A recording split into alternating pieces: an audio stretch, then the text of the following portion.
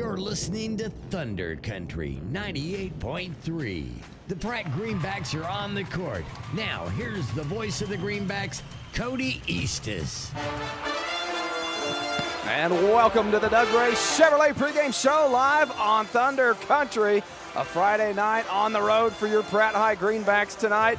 Smoky Valley, the destination. And as always, I'm Cody Eastis alongside Logan McAllister on the call for you tonight. The Lady Greenbacks come up the road with a 6-15 record and set to take on the Vikings of Smoky Valley to see if they can right the ship here. A couple games left in the regular season, and boy, the girls and the coaches, everybody alike would love to close this thing out on a positive note. Yeah, for sure. You know, the girls had a good showing Tuesday, against Clearwater. Just the shots were not quite falling for the girls on Tuesday night. They had really good looks, good ball movement. It's just the ball would not go in the hole. So tonight you're kind of hoping, like I said, right that ship and see if we can't put some points on the board. Now, it looks like a pretty evenly matched team against on the other side of the court, and we were kind of doing our homework on this Smoky Valley team. Similar record as the Greenbacks, and it's points per scores-wise. They don't have that dominant player that the Greenbacks are going to have to focus solely on the defensive side. Their offense a little bit more spread around. Nobody averaging over 10 points a game for this Vikings team. So the Greenbacks feel like this is a game they can come out on this court evenly matched up and maybe pick that win up tonight. Yeah, for sure. You know, it's just one of those games where you got to come out and just take care of business. You can't have a lack quarter. You know, like on Tuesday night, they came out in the first quarter, kind of struggled at the beginning and got down, 10. Just when you're playing a game, you can't do that tonight. And I look for the girls to come out and apply some pressure, get out in the open court and see if they can't jump up early. I think that'll be the key for it, is putting together 4 clean quarters. And how many times do we say that? See it so many times this season with this Lady Greenback team where you have a good quarter here, a good quarter there, but somewhere throughout that game, they just can't string 4 of them together, and that was the case again Tuesday night. You mentioned that 13-3 deficit after the first quarter against Clearwater, and then came out and had a strong second quarter, went on a 10-0 run in the middle of that second quarter to close the gap to 2 heading into halftime, but then that first quarter really proved to be the difference in that ball game. It ended up being a 5-point game, and you'd love to have that first quarter back. So can they come out and do it tonight? Yeah, I think that's going to be one of the keys of the game, is just intensity, pressure, and not falling, digging yourself that deep hole like they did on Tuesday. It should be a good matchup. Again, Smoky Valley, the matchup tonight. Lady Greenbacks will tip off at 6 o'clock, and then the boys to follow. Once again, I want to thank all our sponsors out there, and that'll lead us to our our Ham Auction Buckets for Booster Club update as the Lady Greenbacks come into tonight's ball game with 69 made 3-point buckets. They had 4 big ones Tuesday night against Clearwater. Looking to do the same here tonight on the road now. And once again, thanks to John and Kevin at Ham Auction, donating $5 for every made 3-point bucket to the Greenback Booster Club for the entirety of the season on both the ladies total and the boys total. 3rd year running that we've been partnered up with Ham Auction on that, and it's a great promotion. It's fun. It's just fun for us to follow along with it. Yeah, it's fun to have that little side thing going on to keep track of, and always fun to give a shout out to Greenback sponsors and the Booster Club. I saw they had a post on Facebook today doing some great things for the athletics for Pratt High. We had President Shane McGreevy on in that Frog Dome pregame, talked a little bit about some of the great things that Booster Club does for the athletic programs of Pratt High School. And once again, cannot say thank you enough to all the businesses and individuals in the Pratt High community that make that happen. Speaking of thank yous, don't want to forget it before the broadcast gets too far into it, but thank you to all the firefighters, ranchers, farmers out there across the state of Kansas this week that putting in the hours and doing more than they could do. For sure. Big thank you to everybody that dealt with that in whatever capacity it was that they were dealing with it. Such a devastating deal, and it just shows you what kind of communities are in Kansas, not just Pratt, but surrounding communities. There's people traveling from all over, donating hay, donating fencing supplies. Being in that business myself, it goes a long ways to just helping you rebuild. It's such a big task to tackle. Like I said, we really appreciate everybody stepping up. It really makes you appreciate those small town communities. That's when right. Things like that happen. So a great ball game coming up for you tonight. Ladies tipping off first, boys to follow. About 5 minutes away from tip off here, and it'll be the 6-15 Lady Greenbacks taking on the 6-12 Smoky Valley Vikings. Again, this Viking team coming in only a 1-5 record in the CKL. The Lady Greenbacks coming off of that loss to Clearwater. Hughes had 14 points in that Clearwater matchup. Forsberg also into double digits. She had 11. she's been having a great back half of this season. She was our player of the game a couple games prior to that, had another double-digit performance on Tuesday night. She just continues to get more comfortable out there on the court. Yeah, you know, like you just nailed it right there. She's getting more comfortable, more confident. She got a really nice pull-up jump shot that I love when she takes it. She's just so pretty. When she takes it, elevates so high, left-handed shot, soft touch. Like I said, it's very fun to watch her play. And she's really comfortable with that elbow jumper. It always impresses me when a high school kid, boy or girl, is comfortable pulling up from that 15-foot range. Kind of a that lost elbow art. jumper, it is. It's like you either step back a few and get to that three-point line for the extra points, or the theory is get it in the paint and get around to the rim. That outside of the paint jump shot, you just don't see it successfully or at a very high efficiency, and Johanna Forsberg has really got a good outside shot. 3:40 before we had tip-off here in Smoky Valley, Kansas. We'll take one more break with the Doug Ray Chevrolet pregame show, and when we come back, get you all set for tip-off and more. You're listening to Greenback Basketball here on Thunder Country. Looking for a dealership you can trust? Doug Ray Chevrolet in Pratt is your hometown destination for quality vehicles and exceptional service. From brand new Chevrolets to dependable, pre-owned options, you'll find the perfect fit for your lifestyle and budget. Their friendly, knowledgeable team makes buying easy, and their service department keeps you running strong long after the sale. When you want honesty, value, and a better way to buy, choose Doug Ray Chevrolet in Pratt. Experience the difference today. When it comes to your health, trust Grace Clinic and Urgent Care in Pratt, conveniently located at 920 East 1st Street. Grace Clinic proudly serves Pratt and the surrounding area. Family nurse practitioner McKaylee Kirby provides primary care, urgent care, and sports physicals, and is accepting new patients and walk-ins. Open Monday through Friday, except Tuesdays, from 8:30 to 6, and Saturdays, 9 to noon. Call 620-388-3086 today. That's Grace Clinic and Urgent Care, caring for your family close to home.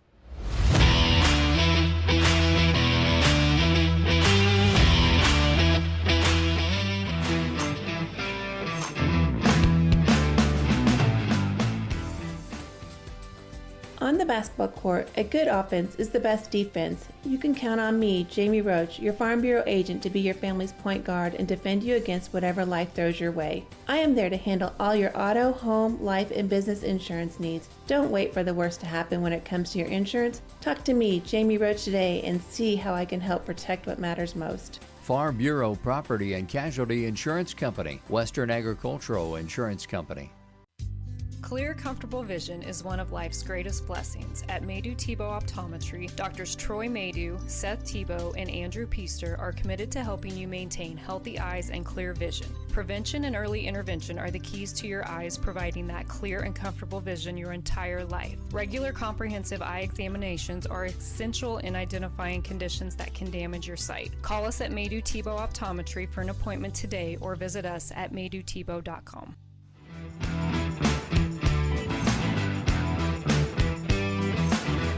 Welcome back to the Doug Ray Chevrolet pregame show here on Thunder Country. Smoky Valley, Kansas is the destination tonight. Greenback set to take on here about 1 minute away from opening tip-off and starting lineups. We mentioned some thank yous and some shout-outs earlier in the pregame. I'd like to give one also to Coach Kendall Miller and his lady wrestlers that'll be heading to state. And had 3 of them advance to state after their super regional last weekend. So congratulations to Gracelyn Hembry, Briley Richardson, and Caitlin Downs. Gracelyn was a 2nd place finisher, Briley a 5th place finisher, and Caitlin an 8th place finisher at that regional. So they will keep their season alive and head to the state tournament. That one's always fun. Boys, they're in action this weekend. So we'll find out who on the boys' side keeps their season alive as well. Big matchup tonight here for the Greenbacks. 2 pretty similar records between the Greenbacks and the Vikings on the ladies' side. The Greenbacks 6-15 on the season. The Vikings 6-12. So both teams looking to get a win as they close out their season. Only this ball game, and then next week, Rock Creek back home. That wraps up the regular season for the Greenbacks, and then you start to look where you're going to be placed and how all that sub-state seeding is going to be sorted out, and we should have a better idea after tonight's game with only 1 left of how that will fall. With the 1 game left tonight, we're pretty certain that the girls are going to be on the road for first round of sub-state. it's just a destination. We're not quite sure on that yet. Now time for your starting lineups. We'll start with the Vikings of Smoky Valley. Number 1, a 5'5" junior, Kinsley Haxton. Number 5, 5'6" senior, Illy DeBear. Number 21, 5'6" freshman, Sage Patrick. Number 22, 5'9" junior, Cameron Ryan. And number 24, 5'10" freshman, Natalie Brown. The Vikings led by head coach Jason Juilliard, assisted by Kimmy Linshield and Daniel Lambert. And for your Pratt High Greenbacks in the starting lineup, number 11, didn't have my, thank you there, number 11, 5'8" freshman, Johanna Forsberg. Number 12, 6' junior, Dally Winkelpleck. Number 14, 5'10" freshman, Laken McAllister. Number 23, 5'8" senior, Addison Sowers. And number 24, 5'9" senior, Hope Hughes. The Lady Greenbacks led by head coach Emma Stroy and assisted by Kat McAllister. Those are your starting lineups for both teams. Now time, a couple final last words with their coaches, and we'll have tip-off here center court, get things started. Nice gym here at Smoky Valley. I was trying to think on the way up here the last time I've been here, and I don't know that I've broadcasted a game here at Smoky Valley before. Good setup, good crowd. Pratt crowd has traveled well to go with it. And as always, the great Bill Ray traveling along with the Greenbacks down there. He puts a lot of miles in. Doing what he does. So much appreciated. It's always fun to go back and look through his pictures, though. He does such a good job. It'll be Dally Winkelpleck at center court, tipping off against Cameron Ryan to get us going. Opening whistle, ball in the air, and the Greenbacks come away with it into the hands of McAllister. Hughes passing up an early 3, steps through, and a whistle. Hughes trying to step around the defender, and the early contact 6 seconds into this ball game. Whistle against Cameron Ryan. Picks up an early foul. Greenbacks in the road green unis with the gold trim.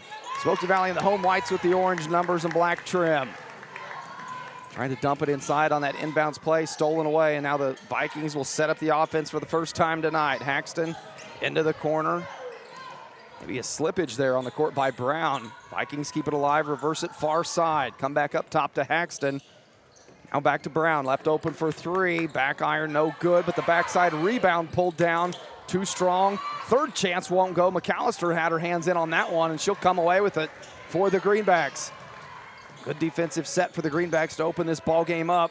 Now back on the offensive end. Forsberg trying a deep 3, and it falls well short. Bounces out of bounds. It'll go to the Vikings. With that quick whistle we saw on the offensive end for the Greenbacks, and then a lot of contact back on the defensive side for the Greenbacks and no whistle. Yeah, still pretty early in the game to judge how it's going to be called. Brown will set the offense up left side. Tries to put it on the court, dribbles into a double team. Forsberg tipping it out front, keeps it alive. Winkelpleck and Forsberg, now McAllister backside. Just misses on the back iron. A good look for Laken McAllister. The Vikings trying to get out and run, but Forsberg does a good job getting back, preventing the fast break transition points from the Vikings. They'll have to reset out of bounds. Still scoreless. 6:48 to play here in the first.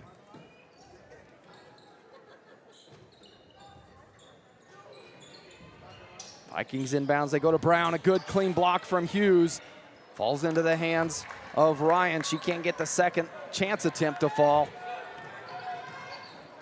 Hughes left side into the corner, gets it back from Forsberg. Boy, that step through, that jump stop, you just never know which way it's going to be called. I think Coach Stroyan's kind of talking to him about it as well right now. I think trying to show her that that's a legal move, but it is such a hard call to officiate. Hughes going to have to know that going forward in this ball game. Vikings back the other way. Ryan on the far side, going to dribble it back top of the key into the corner to DeBear. DeBear the skip pass out front. Brown will swing it into the corner. Haxton tries her first 3 of the night, nearly gets the shooter's roll, tied up underneath. Vikings keep it alive. Reset the offense, no shot clock in this gymnasium. And a deep 2-pointer. Sails long for Brown into the hands of Forsberg. Comes across the mid logo. Hughes top of the key, back to Forsberg. Forsberg looking to dribble drive, has to swing it right side to Hughes. Now Winklepleck flashing the elbow. Good extra pass down low to Sowers, but tipped away. Forsberg keeps it alive up front. Hughes wants to pull the trigger on that. Instead, a great look to Addison Sowers down low for the opening bucket of this contest. Greenbacks on top 2-0, 2.5 minutes in, and we get our first score. Brown runs into the double team left side, tries to go to DeBear, throws it over her hand and touched in the backcourt. It'll be an over and back call. Greenbacks going to get it back. Yeah, so far on the defensive end, the Greenbacks are doing a good job of ball pressure and making it hard for the easy passes for the Smoky Valley, or the Vikings. Vikings. Yep. They are the Vikings. Forsberg set up the offense here for the Greenbacks. Left side to Hughes. She'll pull the trigger on the three this time. That one falls short, doesn't hit anything but the net, and bounces out of bounds. That's 2 3-point shots we've seen from the Greenbacks, and both of them have come up well short. Hughes, good defense, top of the key, jumps in front of the pass from Haxton, and the Greenbacks back on offense. Hughes going to dribble into that low block, and she'll draw the foul.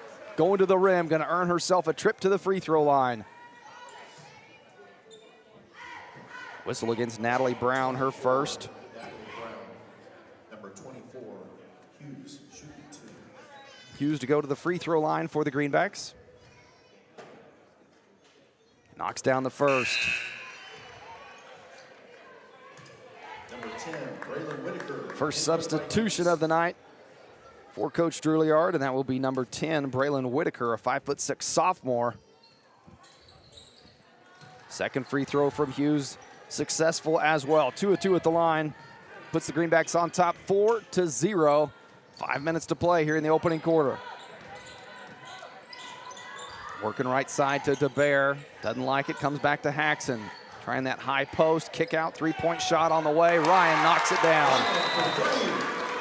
And gets the Vikings on the board. Makes it a 1-point ball game, 4-3. 4:40 to play here in the first. And a 30-second timeout coming from Coach Stroyan after giving up that open look on the defensive end. Yeah, right there, they did the same thing that the Greenbacks always try to do, get that high post, opposite shoulder kick out to the 3-point shooter, and that's exactly what they just did right there. And she pulled the trigger fast enough that she was still free. It didn't give the defense time to recover. Makes it a 1-point ball game. Who hit that 3-point bucket? Was it? Don't have the numbers on the scoreboard here. I said it, and I think it was Haxton. I believe it was Haxton on the through. Haxton or Cameron Ryan? You just say something with enough confidence, Cody. That's They'll right. believe you. Kinsley Haxton, 3-point play. There you go. It'll be Greenback ball. Vikings now showing full court pressure. Greenbacks get by it fine. Hughes in the corner, skips it over to McAllister, far side. Has Winklepleck down low, backside, and she'll go to the free throw line. Good quick ball movement by the Greenbacks, taking advantage of that full court pressure and getting behind it. Foul goes against Illy DeBar. Her first third team foul on the Vikings, and Winklepleck, her first trip to the free throw line, touches every side of the rim and falls. As Ellie Schmidt makes her first appearance of the evening, checking in for Addison Sowers. Schmidt's been coming in, playing good minutes for this Greenback team. Now back healthy in this lineup. Yep, been nice to see her back in. Winklepleck not able to get the second to fall. Has the Greenbacks on top 5-3, 4:22 to play here in the first quarter. Axton top of the key, going right side to Ryan. Picks up the dribble, has to get rid of it. Gets it back and tied up. Hughes has her hands on it. Jump ball will stay with the Vikings.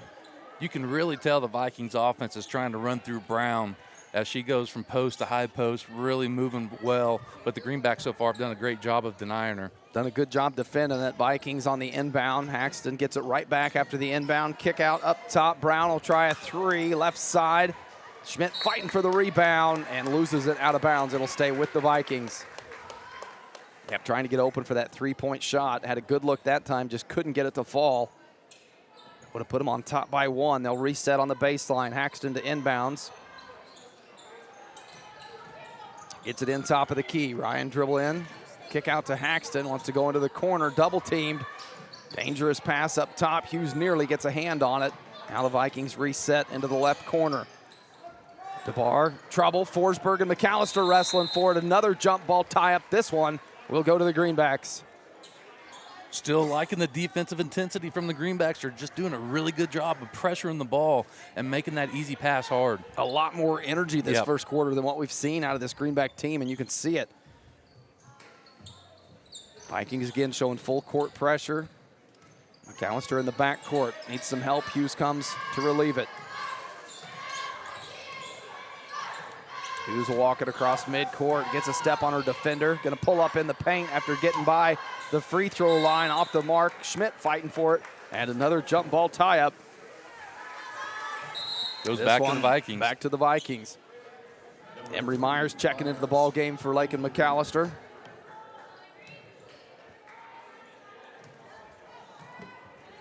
Still 5-3. Greenbacks on top. 3:30 to play here in the opening quarter. Ryan on the right side working off the screen. Back to Haxton. Haxton will take it right side. Pull up three-point shot. In and stays in. Haxton puts the Vikings on top for the first time tonight. 6-5 after that three-point bucket. Myers across half court. Hughes comes and helps. Hughes working left side. Trying to pass over the top to Winklepleck. A dangerous pass, and it falls in the hands of DeBar. Looking to get out and run. DeBar into the far corner. Comes left side, jump stops, needs some help. Haxton gonna set the offense up. Swings it over to Brown. One thing to mention in this gym, there is no shot clock as well. Haven't seen it play a factor yet, but Greenback's used to playing with one. DeBar, a good pump fake. Knocks down a deep two-pointer for the Vikings. Has them on top 8-5. Her first bucket of the night. Hughes in the corner. Wanted to take baseline instead. Kicks out to Emery Myers, top of the key. Comes back right side to Schmidt. Nothing there. Reset to Myers up top. Left side, Hughes, the quick dribble. She's got to start, and she'll go to the free throw line after drawing the whistle on the take to the rim. Looked like DeBar may pick up her second foul.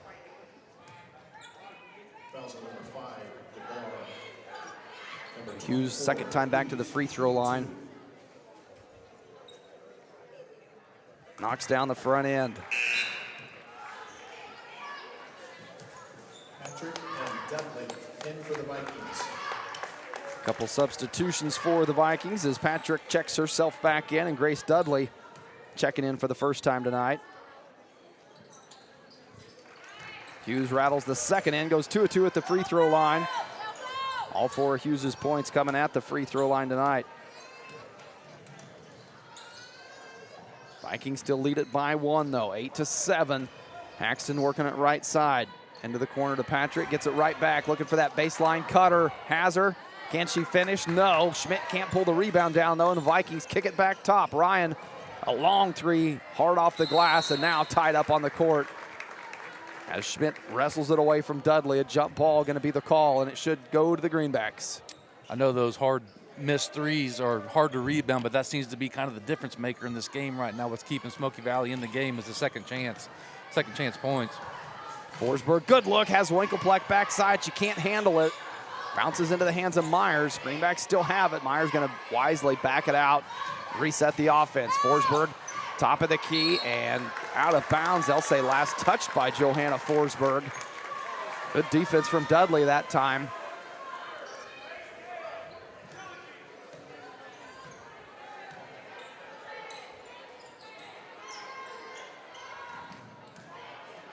Right side, Haxton thought about pulling the trigger again. Instead, dribbles in.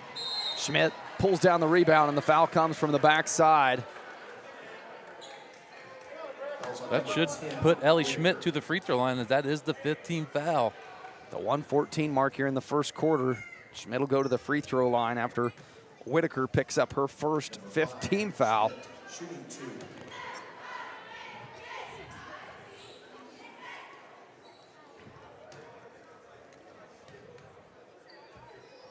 Schmidt at the free throw line. Rattles out. Number 24, Brown, at Addison Sowers checking back in the game for Dally Winkelpleck. And Natalie Brown for the Vikings checks herself into the ball game. One more free throw attempt on the way for Schmidt. That one in and out. Hughes keeps it alive, tips it into the hands of Sowers. Out to Schmidt, she'll try a three. Short front rim, rebound pulled down by Brown of the Vikings. Brown across half court, Hughes nearly tips it away. 60 seconds to play now here in the first quarter. The Vikings playing with a 1-point lead, 8-7. The timeout coming from Coach Juilliard of the Vikings. 59 seconds showing on the clock. What are you seeing so far, Cody? Two pretty evenly matched teams that I feel like after what we've seen through the first 7 minutes of this ball game, either team plenty capable of coming away with a win tonight if they can put together 4 good quarters. The Greenbacks got out to the early lead. Vikings have came back a little bit and taken the lead, but by no means does the Greenbacks look like they're outmatched on this court tonight, and it's a very winnable game. That's right. You know, I believe everything you just said. The Greenbacks have a really good chance of winning this game. I'm loving their defensive pressure right now. They're really being pretty active on the defensive side and creating a lot of stops. That defensive rebound is where the Greenbacks, if you could have one adjustment through this first 7 minutes, was limiting the offensive rebounds that the Vikings have been able to pull down. Ball back in play. Vikings set it up top side with Brown. Wants to go right side. Now into the elbow, the kick back out. Trying to draw that defense in. Kick it back out for the open look. Greenbacks not giving in. And a shot at the free throw line. Again, Brown stepping through the defense. Going to draw the foul and earn a trip to the free throw line as Johanna Forsberg will pick up her first.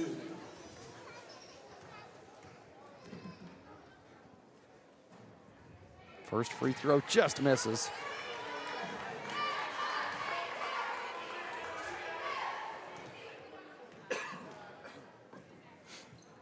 Second free throw on the way. That one back iron, but an offensive board keeps it alive for the Vikings. Shot up, no good. May have been blocked by Hughes, and Schmidt pulls that one down.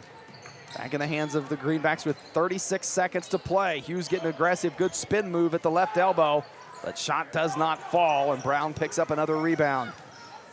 Now the Vikings, 25 on the clock, playing with a 1-point lead, trying to close this first quarter out.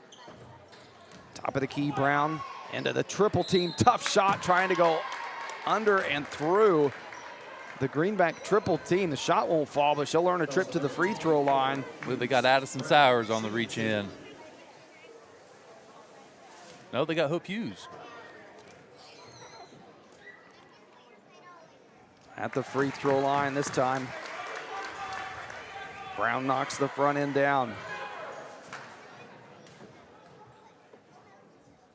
Second free throw, that one rattles out. An offensive board trying to keep it alive for the Vikings. Ball on the court, and 2 players dive for it. Schmidt and Ryan both down there fighting for it, and the jump ball going to keep it with the Vikings. 14 seconds to play in this first quarter.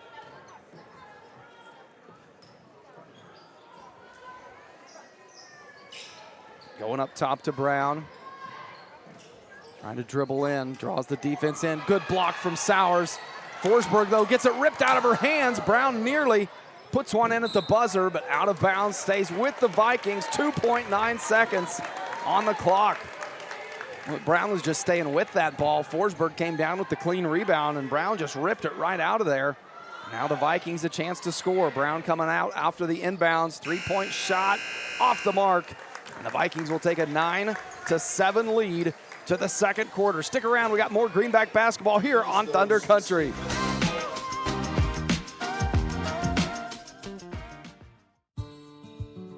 This is Terry from Gatlin Meckler's Pharmacy. On display in our pharmacy is a nice assortment of over-the-counter items and a wide array of medical supplies, which includes knee scooters, walkers, canes, and bathroom items. We bill Medicare for respiratory supplies and immunizations. Our preferred pricing on prescriptions will get you through the door, and our customer service will get you to come back. Be sure to stop in today and see us on Country Club Road in Pratt. When it comes to real estate, folks want to work with someone they know and trust. I'm John Hamm with Hamm Auction and Real Estate. Whether you're buying a home, selling land, or thinking about an auction, Kevin and I take the time to walk you through every step. No pressure, just honest local advice. We're proud supporters of the Pratt High Greenbacks and proud to be a part of this community. Give me a call at 620-450-7481 or Kevin at 620-770-2381. Hamm Auction and Real Estate, local knowledge you can trust.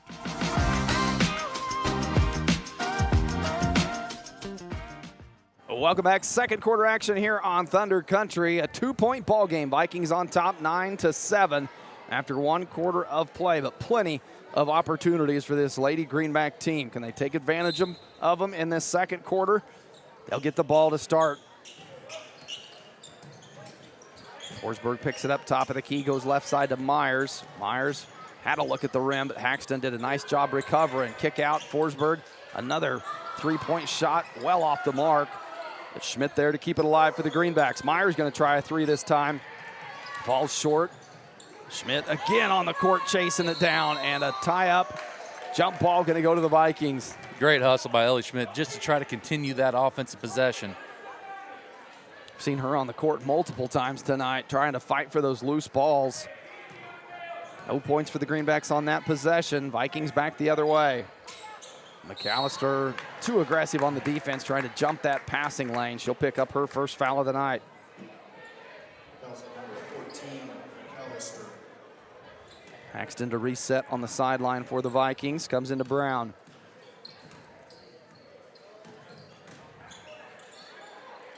Brown back to Haxton. There's that baseline flash for the Vikings. Didn't see her that time. Still working around the perimeter. Come left side, Schmidt got a hand on it and touches the official out of bounds, so it'll go to the Greenbacks. Just another example, getting in the passing lanes.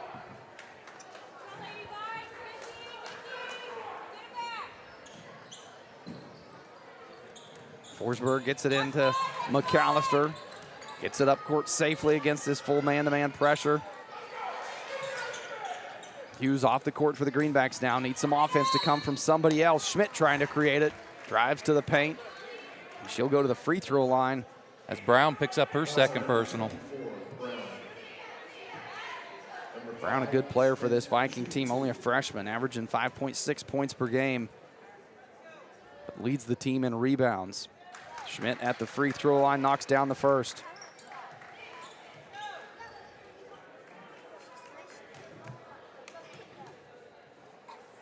Second free throw attempt on the way. 2 of 2 at the free throw line from Ellie Schmidt, and she ties this ball game up.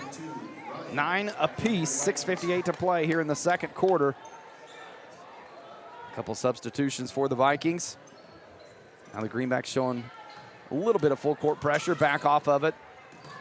B. Ryan bringing the ball up the court for the Vikings. Backing her way into Forsberg at that high left elbow. Now hands it off to Brown. Into the corner, nothing there. Vikings reset. Come back right side now. Greenbacks hold on defense. Trying to penetrate in. Ryan, tough shot. And the Greenbacks coming back. Forsberg has McAllister in the corner, nearly stolen away, but it'll sail out of bounds. Dudley got a hand on that one. Back in for Smokey Valley. DeBar going to check into the ball game for Brown. Another Vikings player that has 2 personal fouls. Myers into the corner off the foot of Forsberg. Just a low pass for Myers right at the feet of Johanna Forsberg, and just kicked that one out of bounds. Yeah.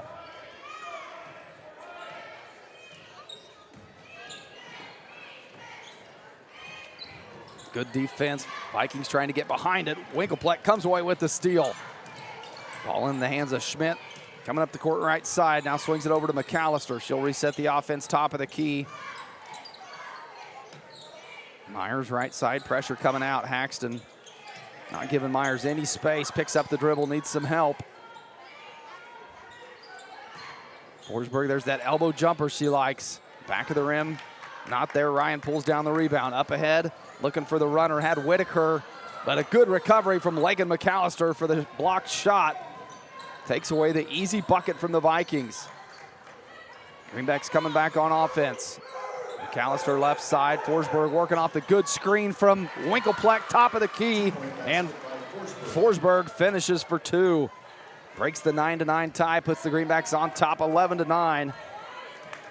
Forsberg's first bucket of the night. 5:25 to play here in the second quarter. Haxton top of the key. Finds Dudley, nobody there to dump it down. Haxton gets it back. 3-point shot too strong. Once again, ball on the court, and Winkelpleck comes away with it for the Greenbacks.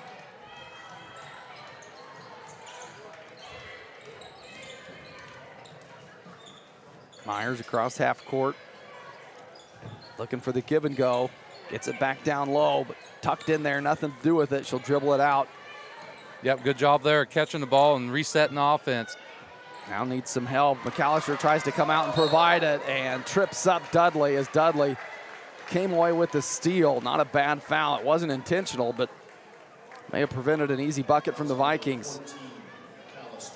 McAllister will pick up her second team foul, and Hughes will check into the ballgame for Forsberg. Timeout, Smoky Valley, full timeout. Second timeout from the Vikings. 4:46 to play here in the second. Greenbacks on top, 11-9. Don't go anywhere. More Greenback basketball when we return.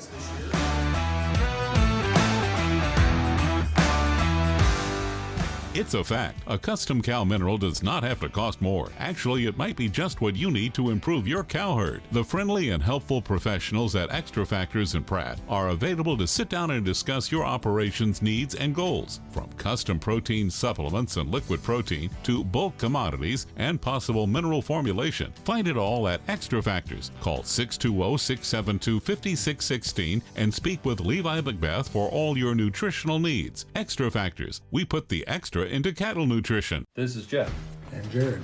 at Intergreen Services, proud supporter of the Pratt Greenbacks. Around here, we say one call fixes it all.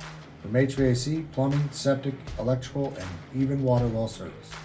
We're your hometown team you can count on, just like the Greenbacks on game day. We're proud to stand behind our athletes, our school, and our community. So when something needs fixing at home, call Intergreen at 620-672-2338 or visit intergreenservices.com. Intergreen Services, neighbors helping neighbors, always cheering for the Greenbacks.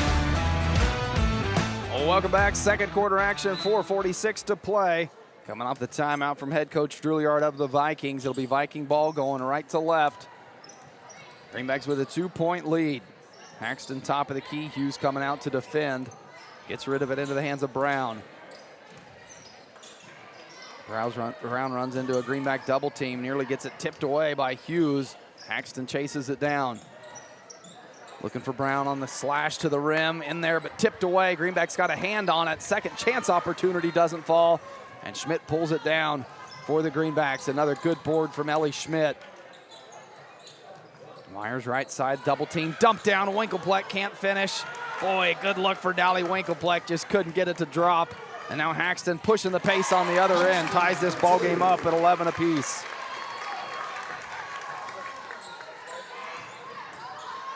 Schmidt and Myers working the ball up the court. Ends up in the hands of Schmidt. Backing herself out. McAllister comes right wing. Goes back to Winkelpleck at that right elbow. Kick out. McAllister left open. She'll try a three. Too strong. Schmidt trying to chase it down on the back end. And the whistle coming. We'll see if that's against the Vikings or of Schmidt of the Greenbacks. I believe it's still going to be Greenback ball. I don't know exactly what they called there. Maybe no foul. Maybe that ball was just out of bounds. I don't see a signal for a foul, so I'll just say last touch by the Vikings and Hughes to inbounds on the baseline. Comes in high to Myers. Hughes flashing out to that corner, but not able to get it to her.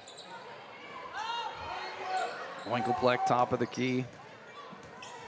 Now Hughes will come out. Gets by the first defense. Good kick out. Schmidt, can she finish? Yes, good 10-foot jumper from Ellie Schmidt. Puts the Greenbacks back on top by 2. 13-11, 3:07 to play here in the second quarter. Haxton looking for Brown. Brown double team, kick out into the corner. Whitaker. Shot falls short. Schmidt another board.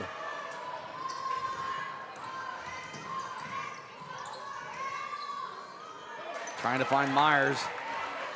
Ball tipped away. Dudley now running the fast break and fouled on the floor, they'll say.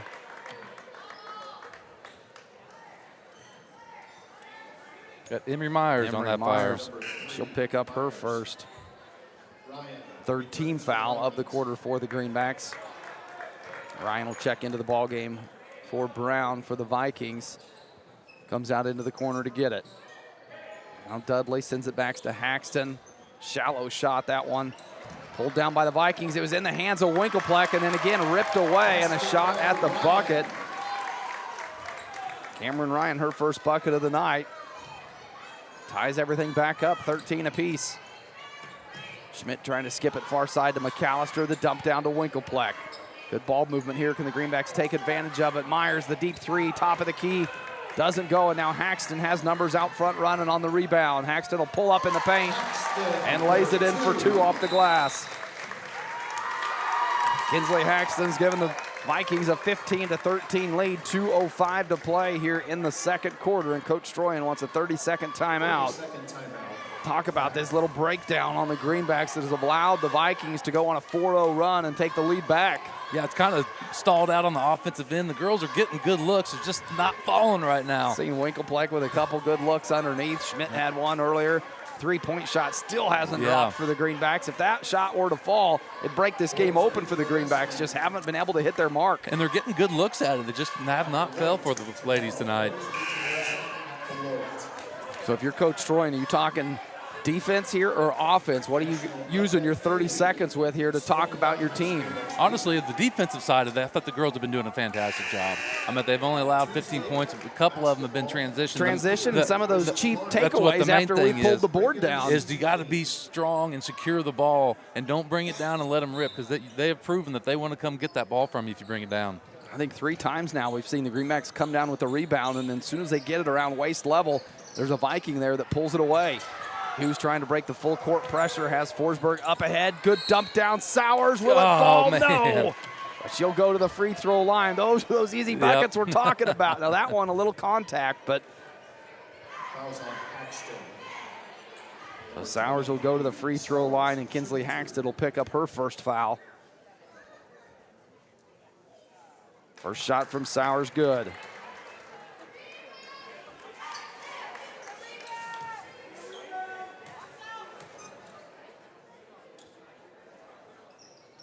Second shot, back of the rim. Winkelpleck trying to keep it alive. She does, into the hands of Hughes. Hughes finds Sowers underneath. Again, falls short on the easy 2-footer, and it'll go to the Vikings. Just another bucket that you'd love to have back. It'll be Viking ball, playing with a 1-point lead. 1:40 to play here in the second quarter. Axton trying to drive in. Runs into traffic, kicks it back out top. Tough shot, and they're going to say a foul will earn Cameron Ryan a trip to the free throw line. I believe they got that on Forsberg, kind of sticking her hand in there when she was going up. Forsberg picks up her second. Third team foul on the Greenbacks. Cameron Ryan at the free throw line to shoot 2.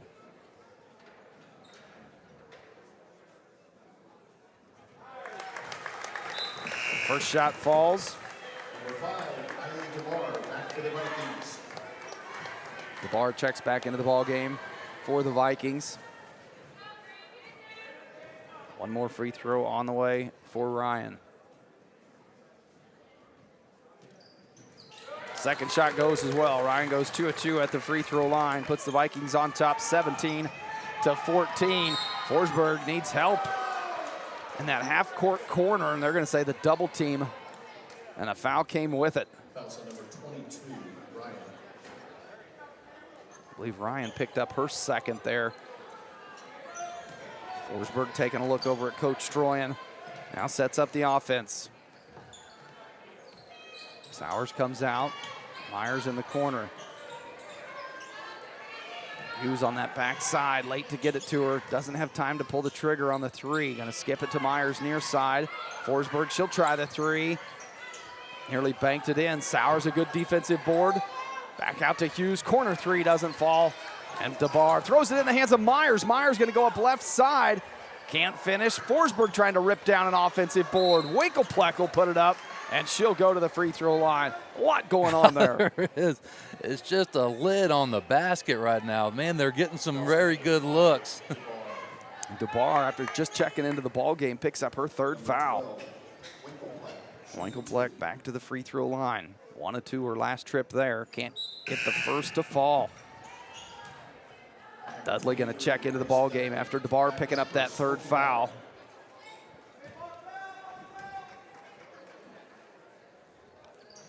Second free throw again off the mark for Winkelpleck, but able to chase down her own rebound.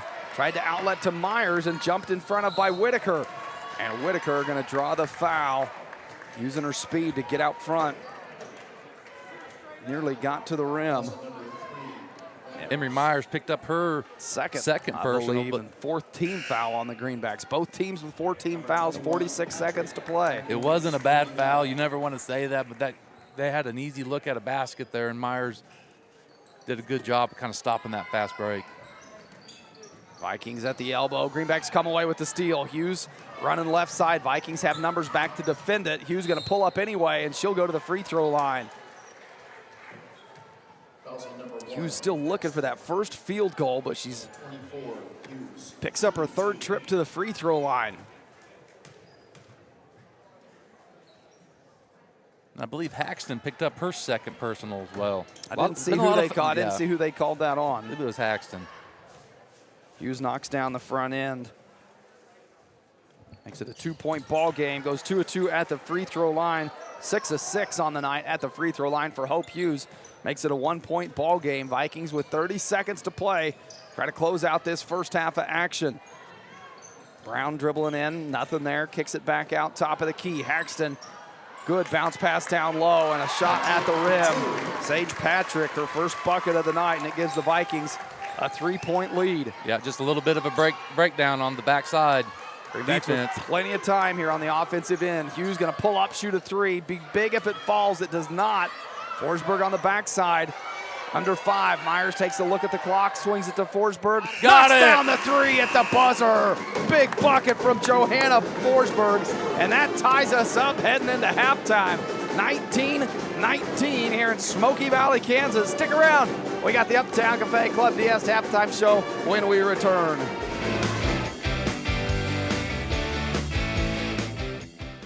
Are you interested in building a new home or remodeling your current one? If so, give J.A. Knight & Sons a call today. This is Chase Golly with J.A. Knight & Sons, and we are the area's premier general contractor and have been serving the Pratt and surrounding area for over 50 years with superior quality and attention to detail. We specialize in high-end residential and commercial construction and have now expanded our services to include pre-engineered metal buildings. J.A. Knight & Sons is a proud supporter of Greenback Athletics and would like to help turn your next dream into reality.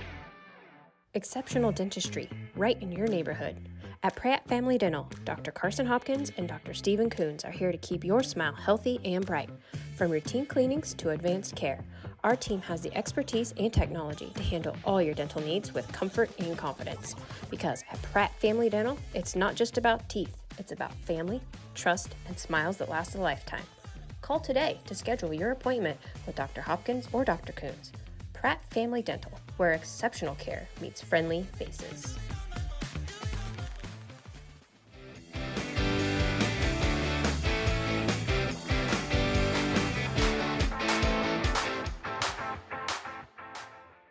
Are you a sports fan looking for a great place to grab a bite to eat? Look no further than Legends Cafe, located in Pratt, Kansas, on Highway 54. Legends is open 6 days a week and serves up mouth-watering burgers, fresh salads, hearty sandwiches, and much more. And don't forget about their daily specials. Legends is proud to support Greenback Sports and all the local teams. So whether you're celebrating a big win or just need to refuel after the game, Legends has you covered. Come on down to Legends, and we'll take care of the rest.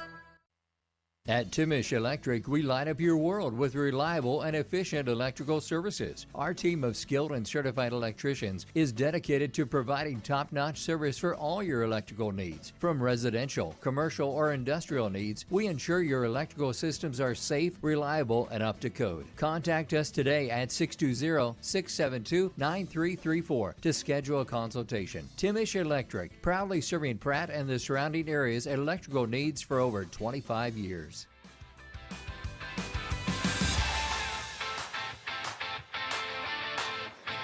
Welcome back to the Uptown Cafe Club Yes halftime show here on Thunder Country. Now joined by head coach Chris Pratt. As always, appreciate your time, Coach.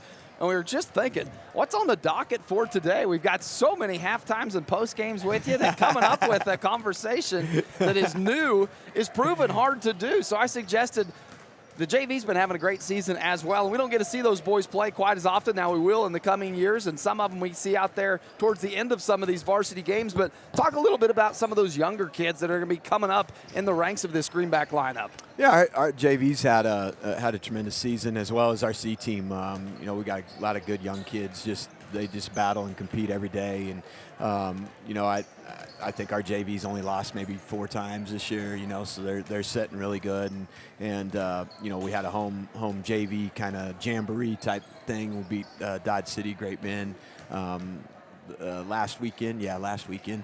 Time's flying. Oh, I know. So, I know it.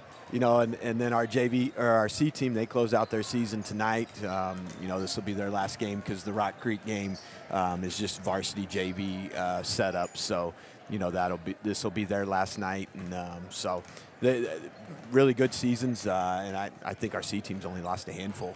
What's the strategy, mindset, coaching philosophy on those other squads, the junior varsity and the C team, when you're wanting to see your kids play good minutes? On the flip side, they're wanting to just go out and win every game, but is that not necessarily the goal with those younger squads? Well, I think it's growth. It's you want to see them continue to do things the right way and start to learn your system and really play the way you want them to play. And so that's the stuff that we really harp on with them. And for a lot of it, it's defensively, it's learning our concepts, and then offensively, just making sure the ball moves and quick decisions, stuff like that. How much of that, too, then, for your coaching staff is kind of learning ground and training ground for your coaching staff, too? Because you're a little more hands-off with that junior varsity and the C team. I see you down there, but the coaching seems to be more handled by your Coach Strong and Coach Titus. So how valuable is that for you to see your assistants in that role at that level? Oh, yeah, definitely. I let them take the reins. They've been with me long enough. They know the system. And then in practice, when we can get together, we get together. But at other times we split, and they take over practice and run our exact same practice plan. So, it's nice to have those two down there and being able to just know exactly what we want to do and do it. Now, how much heated rivalry is there between coaches? When you split squads at practice, is there that, all right, I've got this squad, and if Coach Strong has that squad, is it you and Coach Strong or you and Coach Titus that secretly keeping score of whose squads are winning their inter-practice scrimmages? Right now the varsity's pretty good, so... I'm talking your 10 varsity guys. When you split them and mix, and you've got one coach on one half and you maybe on the other half, is there a little bit of maybe post-game, hey, we got you there? Oh yeah, definitely. And what's funny is I'll put some late game situation stuff and I'll put on there what we're going to run, and then they'll come out in the total opposite defense so that they can stop it or whatever, So it's like, all right, guys, hey, I need this against man. We're working a late game situation here, but no, it's fun. And a lot of times we'll do some 4-minute wars. That's when it gets heated, is when we get in the 4-minute wars and how many timeouts we get, and it just so. However many I decide. Exactly, I'm the head coach. I'm the head coach. That still reigns supreme. All right, thanks, Coach. We'll talk with you post-game. As always, appreciate your time. Thank you, guys. All right, that's head coach Chris Pratt, and we come back, wrap up first half and more here on the Uptown Cafe Club DS halftime show.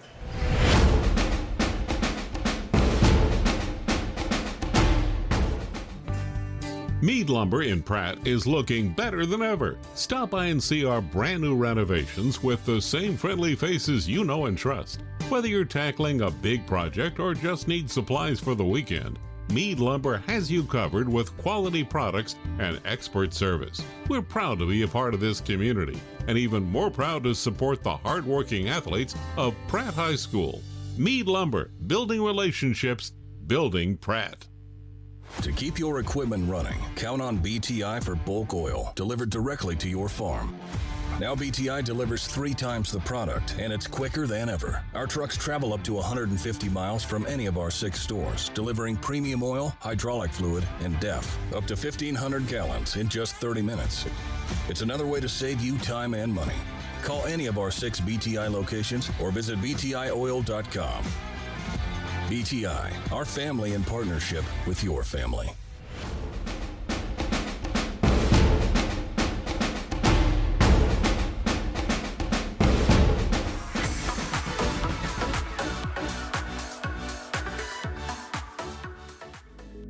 For your fine dining experience, be sure to stop at Club D'Este in downtown Pratt. Western Kansas's premier steakhouse for over 50 years. They'll serve you the best with their friendly, attentive staff and home-cooked meal you desire. Also offering a full range of entertainment with live music and karaoke weekend nights. So come for food and stay for fun at Club D'Este in downtown Pratt. Open 7 nights a week. This is Chris with Car Auction Real Estate. We've been proudly moving assets since 1965, with locations in Pratt and Larned servicing the surrounding counties. Jamie here with Car Auction and Real Estate. While our marketing strategies clearly stand out, we stand strong on our principles of integrity, transparency, and reputation in our industry. Whether it be buying, selling, auction, or appraisal needs, look us up online at carauction.com. Good luck and go Greenbacks.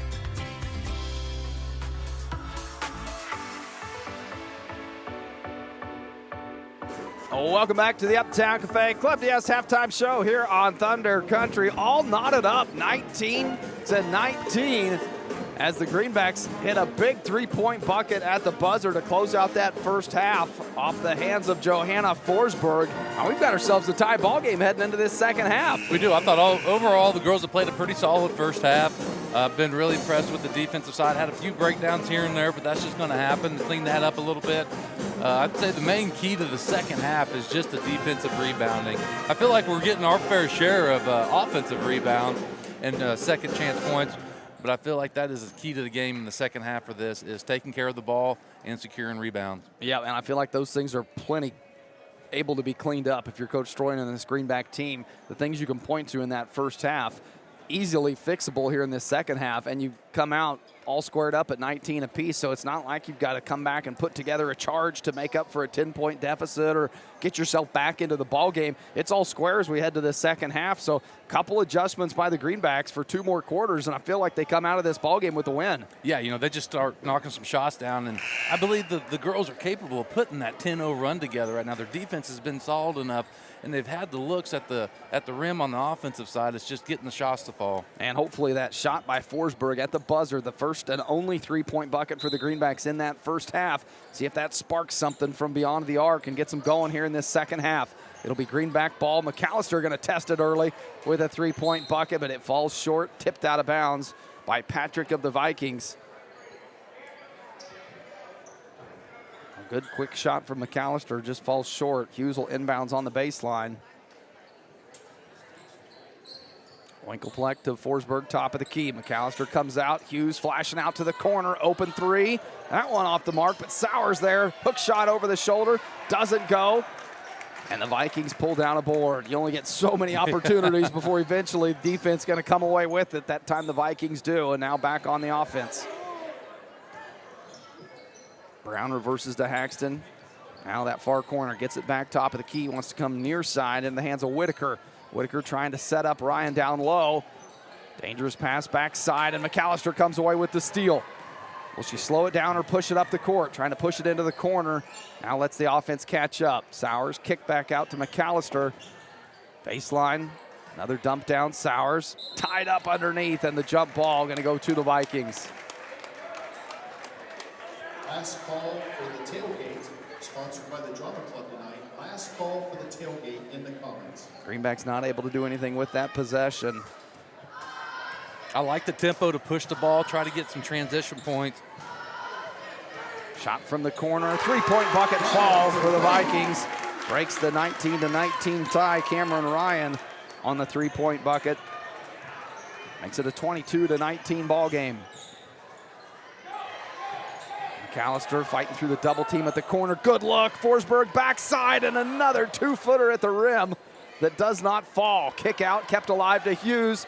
Three-point shot, backside rebound pulled down by Winkelpleck. Greenback's going to reset for the third time on this possession. Hughes looking in the corner, going to fire from there. Into the corner of the rim and the backboard. Vikings this time pull it down.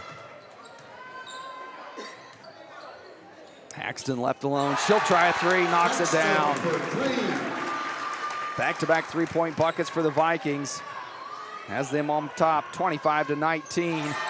And the full court pressure, too much for the Greenback offense. The Vikings come away with the steal. And a foul trying to get it back. See who they whistled that on. I thought he signaled 10, yeah, but I don't see a 10 out there on the court for the Greenbacks. So I'm not sure who they're going to choose to assess that foul to. The Viking ball into the back court. Brown slash into the rim, kick out. Haxton going to try again, knocks another one down.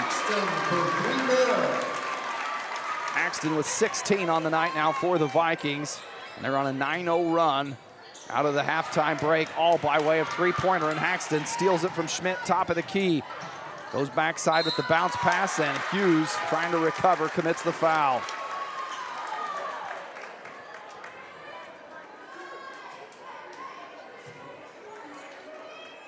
Greenbacks need to settle down a little bit here, a little flustered by this three-point flurry that the Vikings have gone on. Not let him get too far away.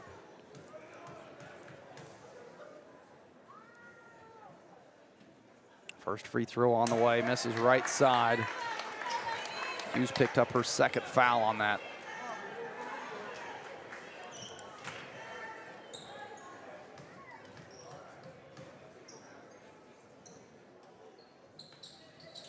Second free throw, high bounce off the backside. Whitaker can't get either to fall, but they keep it alive with the offensive board underneath the rim, trying to get a free shot out of it. McAllister with good defense.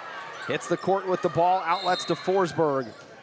And a timeout maybe from Coach Stroyan, or a whistle on that side of the court. Not sure. I don't think it's a timeout coming here. It is. Yeah, I believe they did Did get a timeout. Boy, the way Coach Stroyan and that official were having a conversation.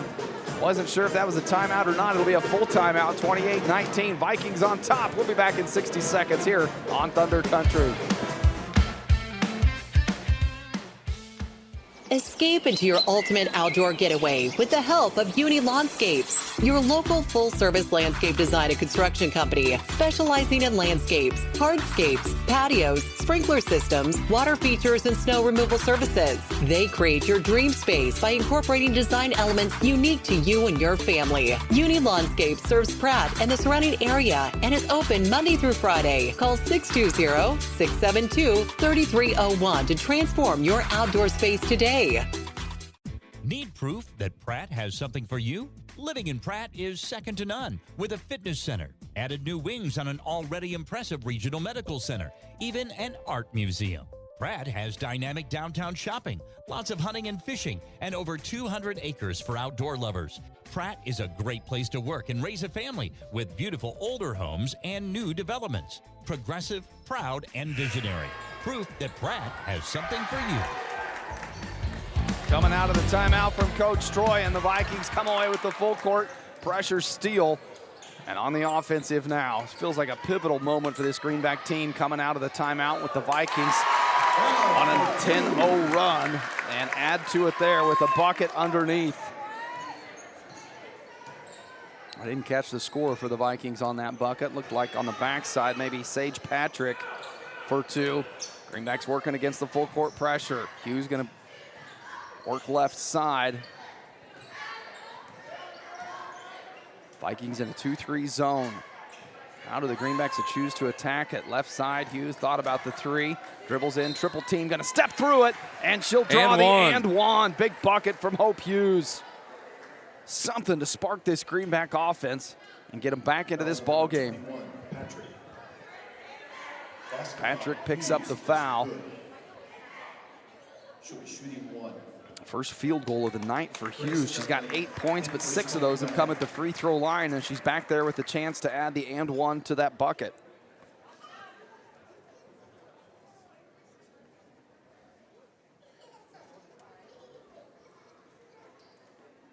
Got an official at the score table trying to sort something out. I'm not exactly for sure what they're talking about. We're setting up far enough away that we can't hear like we usually can.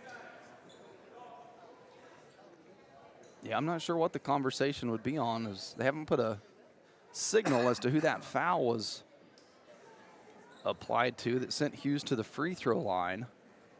Been a couple times tonight where we've seen maybe the foul, not so sure on who it would be, but kind of slowing the rhythm of the Greenbacks here. Hughes with that big and one got the Greenback crowd into this ball game, and now have come to a standstill as Hughes just standing there with a smile on her face at the free throw line.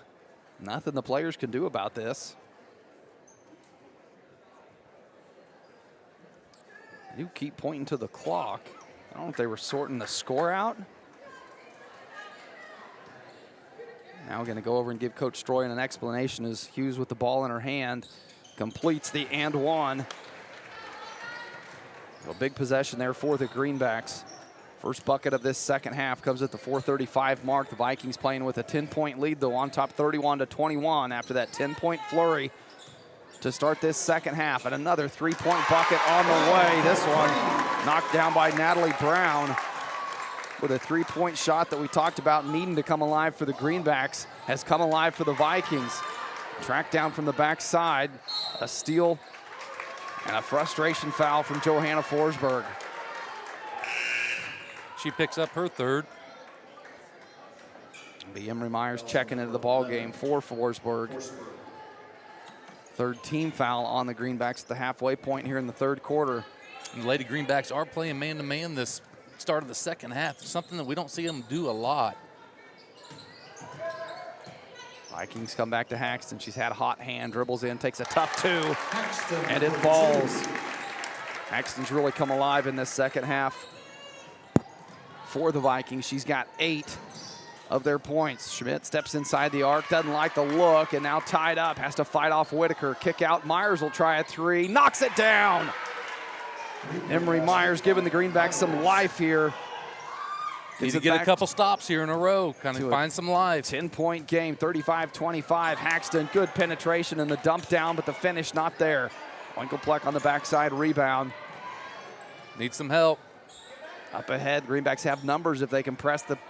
They don't. They let the Vikings catch up on defense. Now we'll reset the offense.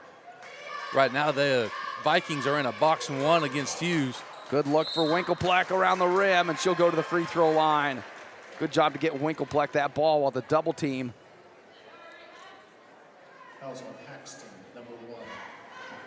Axton picks up the foul. That'll be her third, and Winkelpleck to the free throw line for the Greenbacks to shoot 2. Rattles the first in. So the Greenbacks with some ground to make up after that quick first start of the half for the Vikings. Winkelpleck doing her part, going 2 of 2 at the free throw line. 3:05 to play here in the third. 36-27, Vikings on top. Looking for a home court win. Axton dribbles in, kicks it out to Brown. Brown gonna take it to the rim. A little miscommunication from the Greenback defense as Brown was able to get to the rim uncontested. Hughes working against this full court pressure, throws it right into the hands of Ryan. Ryan now has numbers with Haxton on the backside. Hughes on the block though, puts it back, going Greenback way. We have numbers. Kick out McAllister, corner three, shot on the way. High bounce, Schmidt, put back no good after the block. And a body on the court, the travel will come. Good hustle play from Grace Dudley, but a whistle on the travel gives it back to the Greenbacks.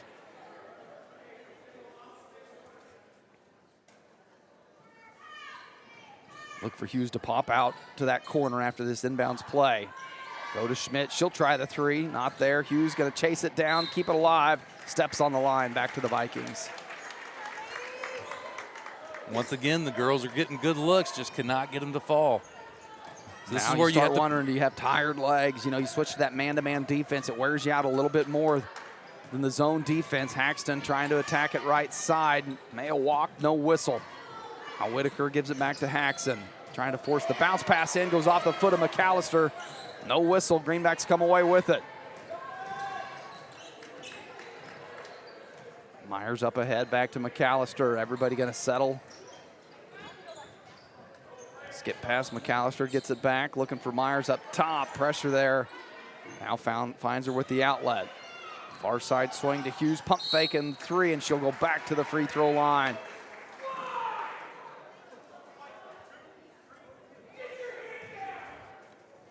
Whistle against Dudley. Hughes another trip to the free throw line. First free throw good.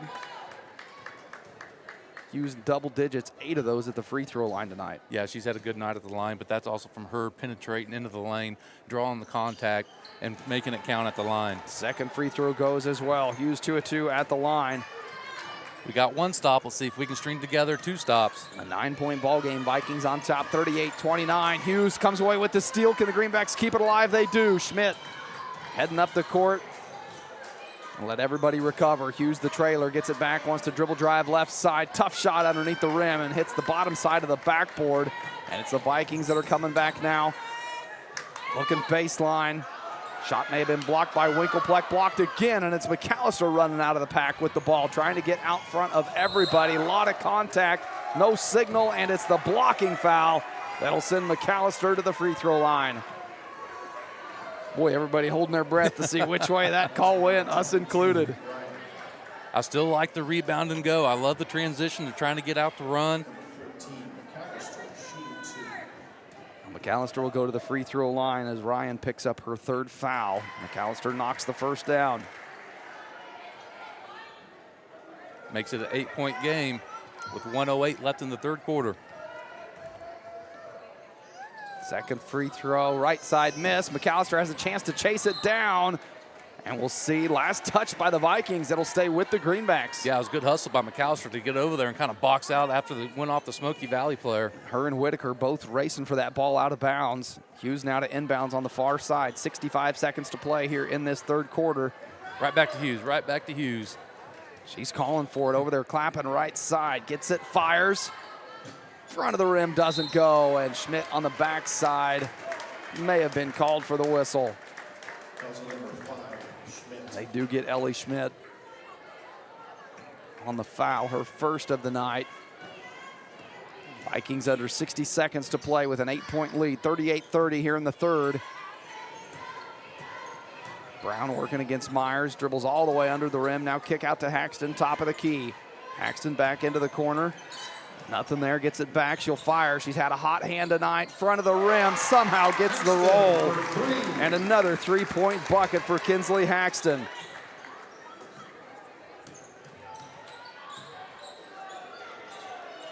.25 seconds to play, dangerous pass in the middle, trying to break the press.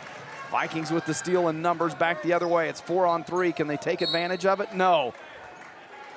Say off the leg of Brown. It'll go back to the Greenbacks with 15 seconds on the clock.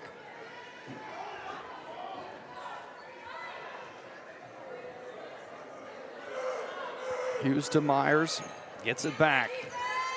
Under 10, Haxton providing full court pressure against Hughes. Up ahead to McAllister, double team coming, and a step back. Forced by the contact, they'll get a foul on the Vikings here. Number 22, Ryan may have picked up her 4th foul there. And she did, so big foul on Cameron Ryan, and the 5th team foul on the Vikings sends McAllister to the free throw line with 5 seconds on the clock. First shot good. Number 21, Patrick, back in for Smokey Valley. Patrick will check into the ball game for the Vikings.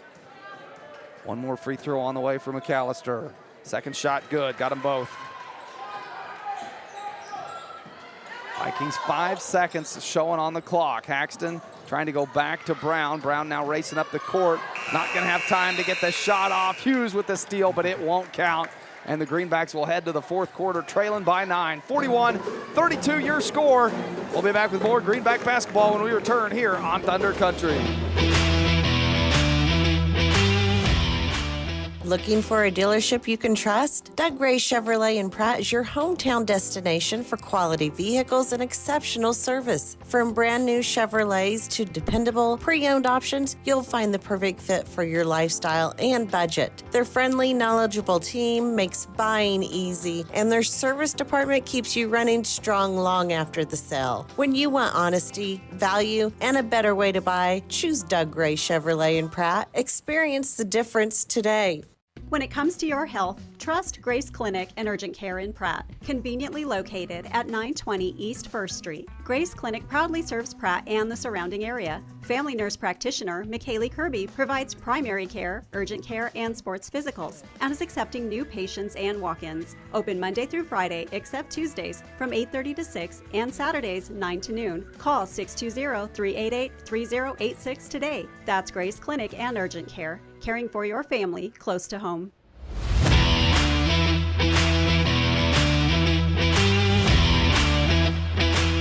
Welcome back. Fourth quarter action here on Thunder Country. The Greenbacks trail by 8, 40-32. It was a tie ball game at the halftime mark, and then a big third quarter run by the Vikings coming out of half. Opened the second half up on an 11-0 run. Since then, it was pretty back and forth, but 5 3-point buckets by the Vikings in that third quarter alone. Yeah, very impressive third quarter from the Vikings from on the arc. I mean, they were dropping everything and good looks, and they were converting them to points, so that's the name of the game. Greenbacks got some work to do here in the fourth, trailing by 8. It'll be Greenback ball to start the fourth quarter. McAllister right side, baseline drive, kick back out to Hughes. Hughes uses the spin move to get into the paint, but can't finish the shot, and it's Brown ripping down a rebound for the Vikings. Needs some help on the other end now. Whitaker comes to provide it. Vikings across half court safely. Haxton dribble drive in, going up top. Shot not there, and Winklepleck on the backside for the board. In this fourth quarter, trailing by 8, every possession matters for this Greenback team. Right side to Myers. McAllister flashing to the corner, trying that entry pass to Forsberg. Through her hands, tied up on the court, and the jump ball will go to the Vikings. They got the ball where they wanted it, just could not take advantage of it.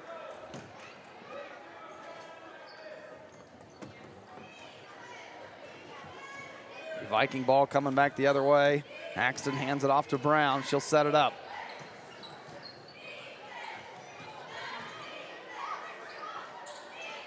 Kick out. Brown on the perimeter. Thought about the three. Now going to put it on the court. Work left side. Steps through Winklepleck and Forsberg. Too high off the glass. Forsberg comes down with it, trying to find Myers up ahead. She's got to chase it down in the corner. Now McAllister, left wing. Hughes flashing, nothing there. Myers, left side, find Hughes on the low left block. Takes a look, kick out to McAllister, into the corner. Forsberg gonna try a three, right wing, backside rebound. Hughes pulls it down, bucket good. 2-point basket, Hughes. Good job by Hughes just to keep fighting for that ball, and a good take up after she got the rebound. 6-point ball game. Vikings lead at 40-34 and thrown out of bounds off of the hands of the Vikings. It'll go back to the Greenbacks. That was a really good help side on that defensive possession there.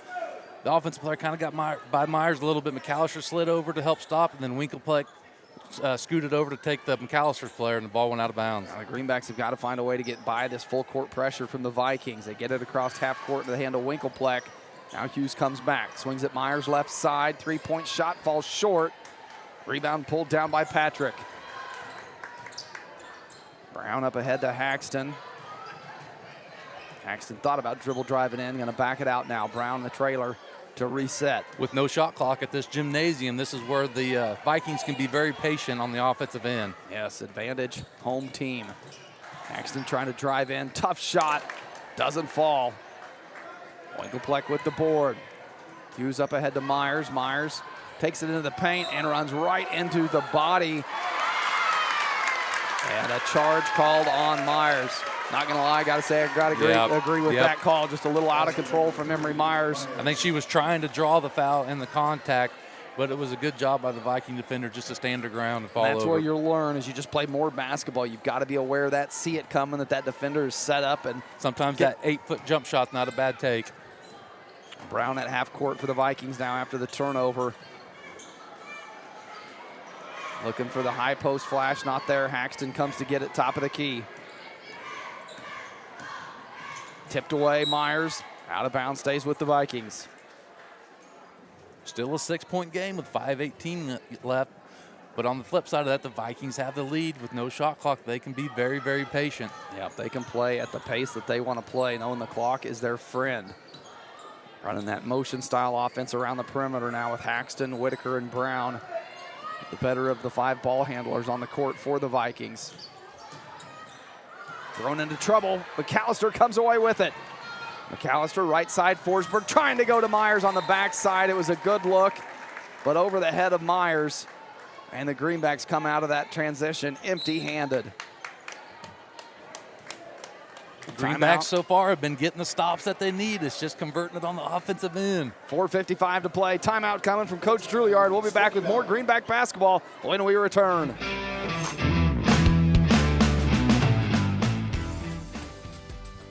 On the basketball court, a good offense is the best defense. You can count on me, Jamie Roach, your Farm Bureau agent, to be your family's point guard and defend you against whatever life throws your way. I am there to handle all your auto, home, life, and business insurance needs. Don't wait for the worst to happen when it comes to your insurance. Talk to me, Jamie Roach, today and see how I can help protect what matters most. Farm Bureau Property and Casualty Insurance Company, Western Agricultural Insurance Company. Clear, comfortable vision is one of life's greatest blessings. At Maydew Tebow Optometry, Doctors Troy Maydew, Seth Tebow, and Andrew Peaster are committed to helping you maintain healthy eyes and clear vision. Prevention and early intervention are the keys to your eyes, providing that clear and comfortable vision your entire life. Regular comprehensive eye examinations are essential in identifying conditions that can damage your sight. Call us at Maydew Tebow Optometry for an appointment today or visit us at maydewtebow.com.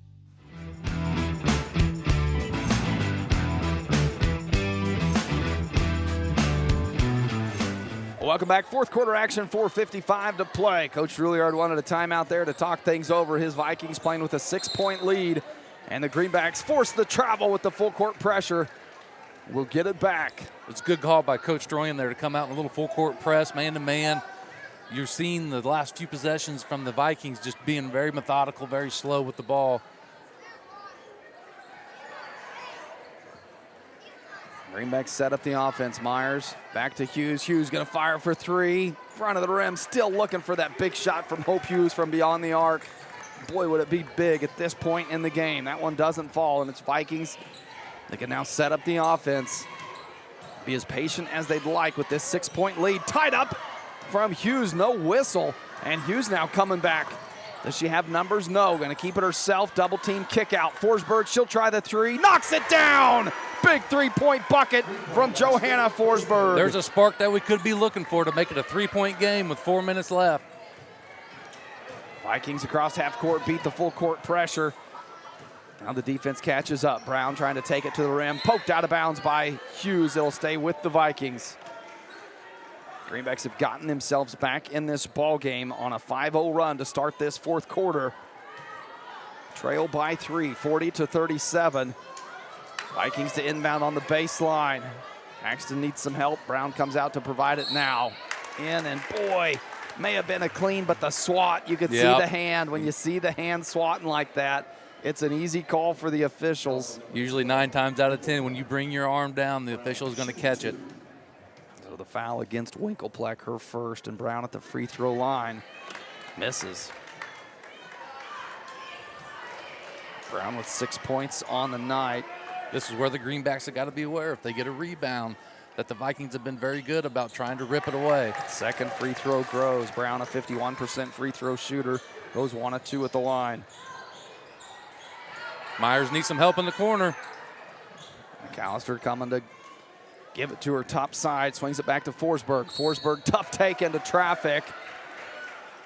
And she's going to get the blocking foul. and go to the free throw line. Aggressive take from Forsberg. And the foul goes against Braylon Whitaker. Her second, Forsberg at the free throw line.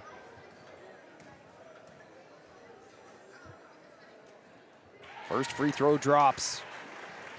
Back to a 3-point ball game. Still a lot of time left with 3:50 on the clock. Anybody's ball game. Second free throw on the way. Forsberg, 2 big free throws, goes 2-2. Gets the Greenbacks within 2, 41-39. Now with the full court pressure, trying to create something on defense. Brown up ahead to Ryan. Ryan going to slow it down. 3:40 to play here in the fourth. Vikings playing with a 2-point lead. Forsberg defending on the perimeter, forces the turnover, and she does, out of bounds. Greenback ball. It'll be Greenback ball and a chance to tie or take the lead on this possession.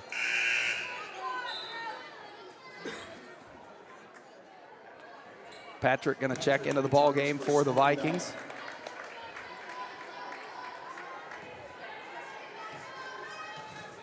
Big possession here for the Greenbacks. Hughes walks it across midcourt. Going to set it up with Myers right side. Myers tied up. She's got to race for it now. And a backcourt violation. Boy, I thought the tip that got it out of her hands. I think it might have been off of her foot, Cody. So the Greenbacks can't take advantage of that possession. It'll go back to the Vikings with 3:21. Trying to get it in. They come into Brown. McAllister out defended. Hands it off to Haxton. Haxton, top of the key. Myers comes out. Haxton with the left hand into the paint. Shot blocked, but she'll go to the free throw line. Haxton going to earn a trip to the free throw line. We'll see who they get the whistle on. I believe Forsberg may have picked up her fourth. Haxton shooting 2.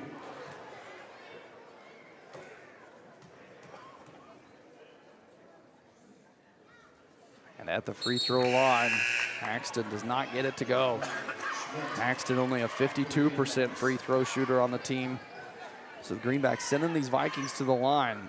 No really outstanding free throw shooter on the court right now. Second free throw, that one goes. It was a big one. Back to a 3-point ball game. Haxton having a great night for the Vikings. Winklepleck underneath finishes. Good look. Winklepleck found on the backside underneath the rim, and this time converts and has us to a 1-point ball game. 42-41, 2:55 to play here in the third. Brown, top of the key, wants to drive against McAllister. McAllister goes up for the block and pulls it down. Keeps it alive. Hughes pushing up ahead. Forsberg, backside. Winklepleck again gives the Greenbacks their first lead, 43-42. As they've got a steal on the inbounds. McAllister down to Forsberg, left side, and she'll go to the free throw line. What a swing for this Greenback team. There's the momentum swing that you want. Greenback's doing a great job breaking that press break. Now you've got to stay on it. You've got to keep it sustained. You can't let it just be a little spark. You've got to keep this fire going. Forsberg at the free throw line, spins it in. Starting to see some more excitement out of the girls. They're feeling the energy right now. Free throw, one more on the way for Forsberg. That one short off the front of the rim. Vikings pull it down, but the Greenbacks with a 2-point lead. 2:25 to play, and they throw it into the hand of Hughes. Hughes now surveying the court, and to back it out wisely.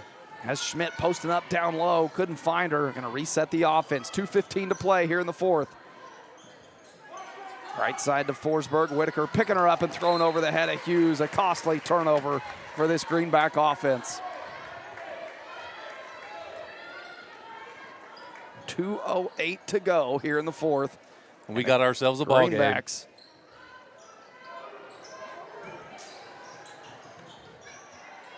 Greenback showing full court pressure. Haxton, good ball handler, able to get by it herself. Kick out Brown, thought about the three, now dribbling into the paint, kick out left side, and a travel call on the Vikings. It'll go back to the Greenbacks. That was good recovery defense from the Greenbacks right there. They were beat on that possession, but they fought back to get into position to force the turnover. 1:57 showing on the clock, and the Greenbacks on top 44-42. They have not had a lead in this ball game since it was 13-11 back in the second quarter. Hughes and McAllister holding back to work across this full court pressure. They get it. The high floater to Hughes. Step through, trying to finish at the rim. Not there. Winkelpleck wrestling for it, and a foul down low. Ooh, far side official going to call that against the Greenbacks. Couldn't see who that was against. Was that against Winkelpleck? They got Winkelpleck for her second foul. Back to the Vikings.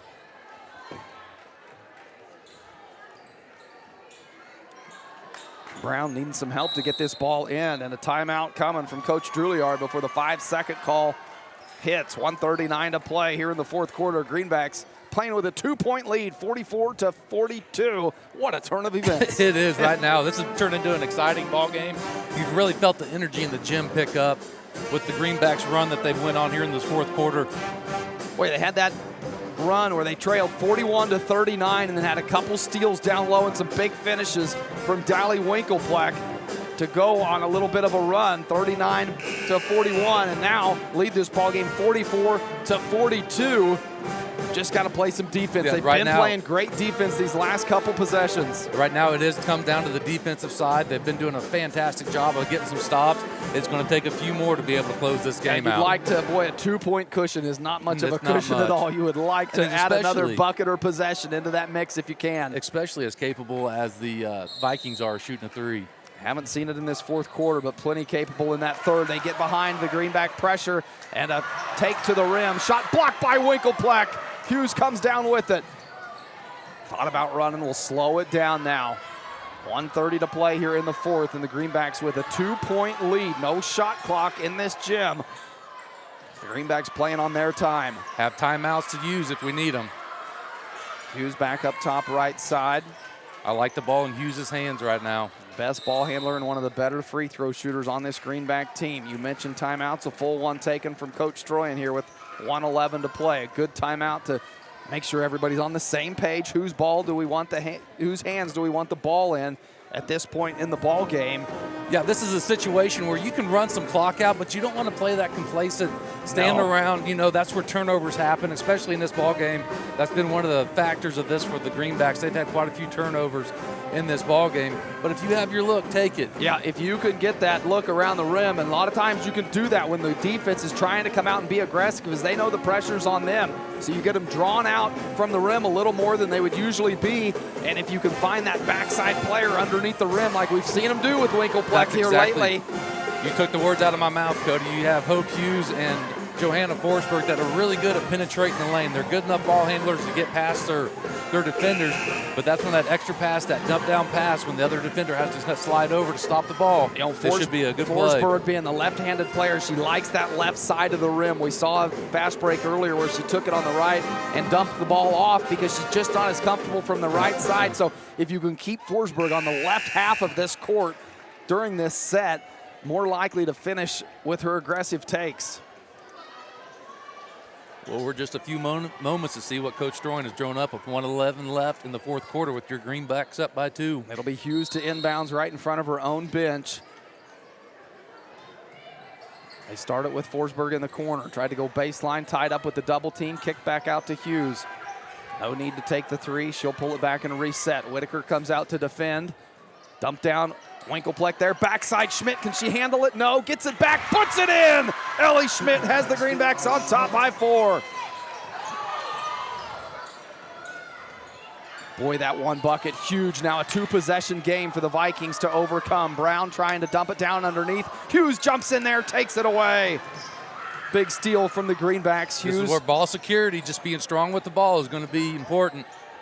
Gets past Whitaker. Whitaker recovers, comes back to defend. Into the corner to Schmidt. 30 seconds on the clock. Dangerous pass down to Winkelpleck. Vikings get a hand on it. Back to Forsberg. And a whistle on the reach-in. Boy, did they call that on the Greenbacks? They That did looked get that like on it Greenbacks. came late. Got it on Ellie Schmidt. The reach and that in will on Schmidt. send the Vikings to the free throw line. The one thing that you do not want the Greenbacks to do is allow the Vikings to be able to shoot free throws with the clock not moving with only 26 seconds left. So Whitaker will go to the free throw line. He was 0-2 in the third quarter from there. Big free throws. First free throw knocks it down.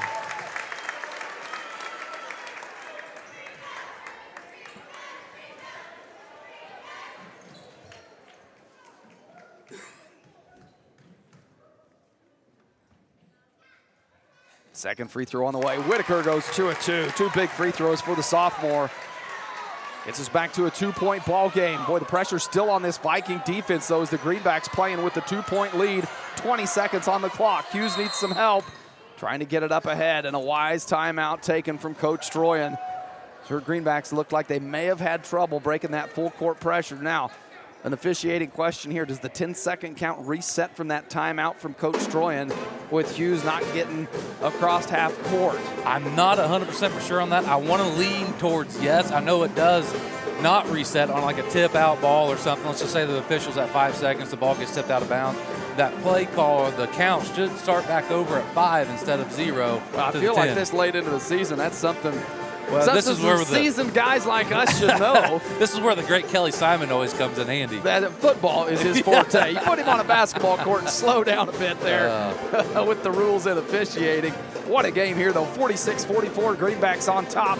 19 seconds on the clock, and the Greenbacks will have the ball coming out of the timeout. I believe you're right. The 10-second, I believe, resets. We're going to find out real quick when this ball gets back in play. Vikings are going to be playing aggressive defense as they trail by 2. It'll be Hughes to inbounds. Greenbacks come out in a stack formation, anticipating some full court pressure, but the Vikings back off of it. They've been in a trap situation this last quarter here. Trying to trap Hughes across half court. Step through. Schmidt underneath. Big bucket. Ellie Schmidt does it again.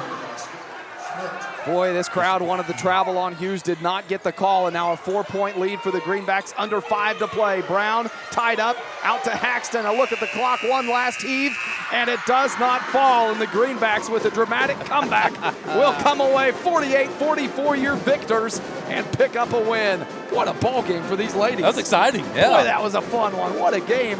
And only the first of 2. We got another one coming your way, and plenty to talk about from that one, so don't go anywhere. We've got the Maydew Tebow Optometry post-game show coming back when we return.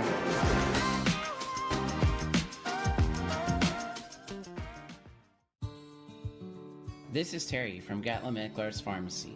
On display in our pharmacy is a nice assortment of over-the-counter items and a wide array of medical supplies, which includes knee scooters, walkers, canes, and bathroom items. We bill Medicare for respiratory supplies and immunizations. Our preferred pricing on prescriptions will get you through the door, and our customer service will get you to come back.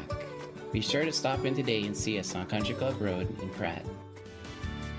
When it comes to real estate, folks want to work with someone they know and trust. I'm John Hamm with Hamm Auction and Real Estate. Whether you're buying a home, selling land, or thinking about an auction, Kevin and I take the time to walk you through every step. No pressure, just honest local advice. We're proud supporters of the Pratt High Greenbacks and proud to be a part of this community. Give me a call at 620-450-7481 or Kevin at 620-770-2381. Hamm Auction and Real Estate, local knowledge you can trust.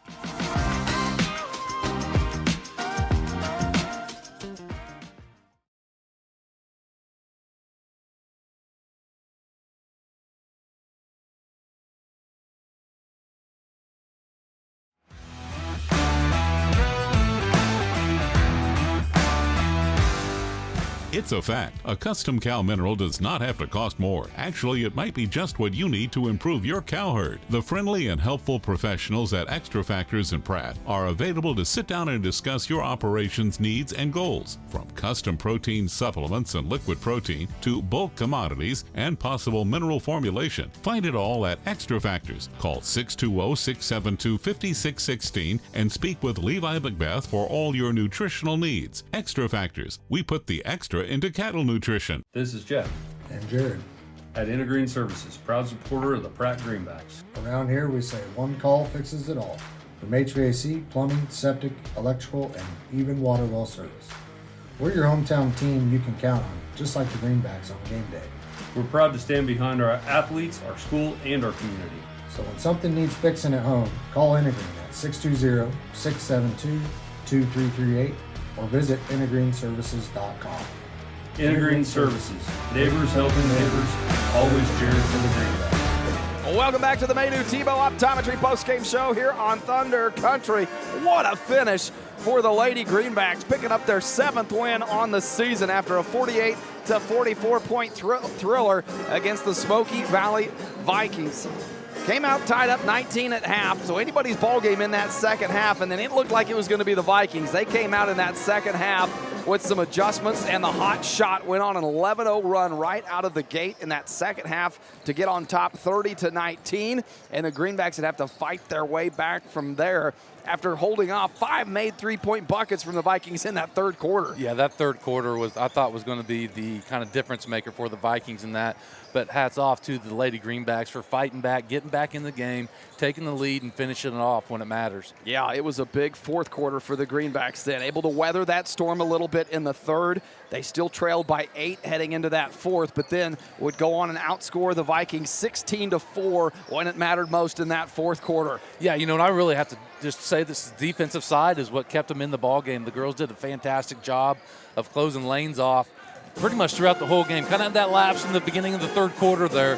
For the most part, they got a lot of deflections, a lot of steals, some block shots. And we finally saw that 2-foot bucket going yes. in for the Lady Greenbacks in that fourth quarter. Well, that's Ellie Schmidt and Dally Winkelplack underneath the rim in that fourth quarter. That was the difference in this ball game. The first 3 quarters, not as high efficiency as we saw in that fourth. So we said it all throughout the game. If you would have told me that this game would have ended up in the upper 40s, I would have said, I don't know about that. But thankfully, the lid opened up for the ladies tonight and got some shots to fall, especially when it mattered towards the end of the game. What a win. Come on the road, a long bus trip to kind of nearly close out the season as they've got one more home game remaining against Rock Creek next week. But you come up here after a long trip, take a tied ball game into the halftime mark, give up the lead in the third quarter, thinking, oh boy, it's going to be tough to come back on a home court against this Smoky Valley team that looks like they've found their shot and come alive. And then the Lady Greenbacks persevere. They come through with a strong fourth quarter to outscore the Vikings 16-4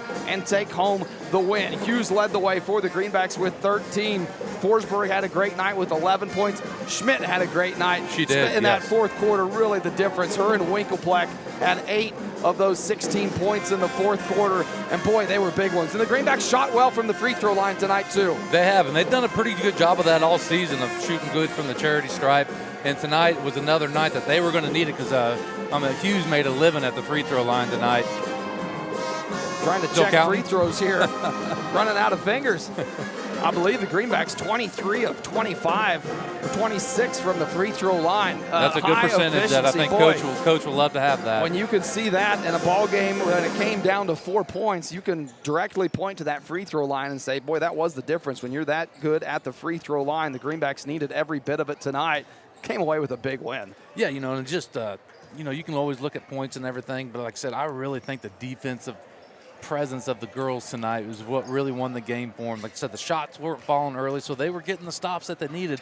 Couldn't convert them on the offensive end, but yet they still had enough in them to, make them when they counted or needed to, and pull out the victory. They made that switch to man-to-man defense at the halftime mark, and early on it looked like maybe a questionable call with that run the Vikings went on, but then Greenback settled down a little bit, started doing assignment type of basketball, closing out when they needed to be closing out, really tightened up that defense, and then the fourth quarter just completely different from that third. Yeah, and I've always been a fan of switching your defenses up. I know Coach Batten is a huge man-to-man guy and plays it the majority of the game. But on the ladies, in any game, I don't care if it's the guys or the girls, I've always been a big fan of, switching it up. It just kind of gets that offensive off balance. And, when you just sit there and play zone the whole time, they get comfortable. They know where they can go with the ball. But when you switch it up on them from time to time, it just kind of stalls them out a little bit. And tonight it worked out great for the ladies. It worked out great. Let's run down some final stats. Johanna Forsberg with 11 points. Winkelplack with 7. McAllister, 3 points. Hughes with 13 points. Sowers finished with 3. Myers with 3. Schmidt with 8. And now we got head coach Stroyan coming up to the booth. I'm Logan. I'll have you get her mic'd up as I run down some stats for the Vikings. Haxton's finished with 22, DeBear 2, Patrick with 4, Ryan finished with 7, Brown 7, Whitaker 2, and Dudley not on the scoreboard. Now, We've got head coach Emma Stroyan joining us on the post-game show. Coach, what an electric win for your Lady Greenbacks, 48-44. Can you hear me? It's getting loud in here. Yes. This is how your game closed out. It was loud in here towards the end of that ball game. Talk about the overall feel of that ball game before we kind of dive in here. Well, it was a long game. I feel like that was the longest game of my life. We kind of started out a little bit rough in the first quarter. First half could not make a basket to save our lives. We noticed. Oh, man. But the girls did not quit, and we came out and had a huge fourth quarter. They kept getting up on the press. They got a lot of steals. They got a lot of baskets, and we ended up taking it away with a win, and I'm so proud of them. Yeah, it was a tie ball game at halftime. That big three from Forsberg to close that first half out, 19-19 going into half. And then early on in that third quarter, the Vikings come out on that 11-0 run, and at that point you're thinking, boy, these are some pivotal possessions for the Greenbacks coming up after that. Got yourself back into the ball game and closed it out with a 16-4 run in that fourth quarter to come. To me, perseverance. That's what that says. Absolutely. And I think we've kind of been waiting for that moment all season where the girls can finally dig deep. They can get that win for the team, and I think they did that tonight. They played their hearts out in that fourth quarter. Well, who stood out to you awesome. on the court tonight for the Greenbacks? I thought Ellie Schmidt and Dahlia Winklepleck had big games in the fourth quarter down low, finally getting those shots to drop. Yes, absolutely. Well, Ellie, I thought, played tough for us all game. She was my hustle player that I brought in early off the bench, and she was able to get on the floor I don't know how many times tonight, and she hustled after plays, got some rebounds, just even got some tips with their hands on the ball, and Dally was able to finish when we needed her to finish at the end there when we were breaking their pressure and stuff, and both of those girls did great.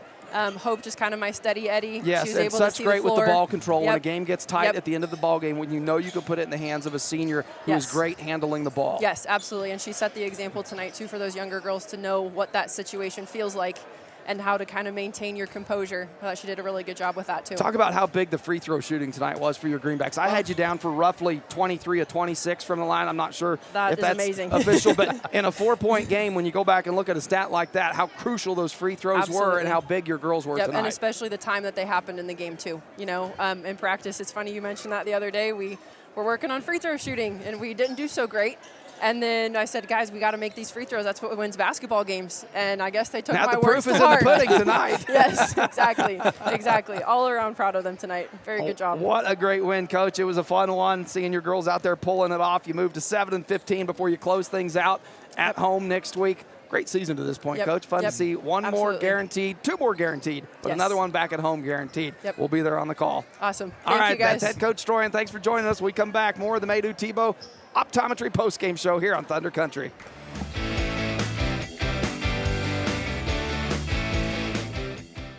Are you interested in building a new home or remodeling your current one? If so, give J.A. Knight & Sons a call today. This is Chase Scully with J.A. Knight & Sons, and we are the area's premier general contractor and have been serving the Pratt and surrounding area for over 50 years with superior quality and attention to detail. We specialize in high-end residential and commercial construction and have now expanded our services to include pre-engineered metal buildings. J.A. Knight & Sons is a proud supporter of Greenback Athletics and would like to help turn your next dream into reality. Exceptional dentistry, right in your neighborhood. At Pratt Family Dental, Dr. Carson Hopkins and Dr. Stephen Coons are here to keep your smile healthy and bright. From routine cleanings to advanced care, our team has the expertise and technology to handle all your dental needs with comfort and confidence. Because at Pratt Family Dental, it's not just about teeth, it's about family, trust, and smiles that last a lifetime. Call today to schedule your appointment with Dr. Hopkins or Dr. Coons. Pratt Family Dental, where exceptional care meets friendly faces.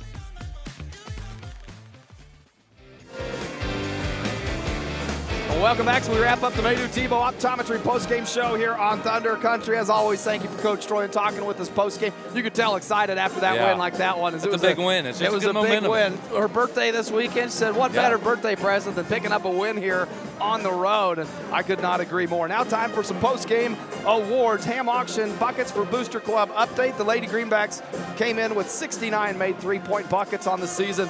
Poured in 2 more from Johanna Forsberg, 1 from Emery Myers. Take their total to 72 on the season. Congratulations to them. And once again, thank you to John and Kevin at Ham Auction for the Greenback Buckets for Booster Club promotion. And now time for the Timish Electric Player of the Game Award. We talked about this one a little bit.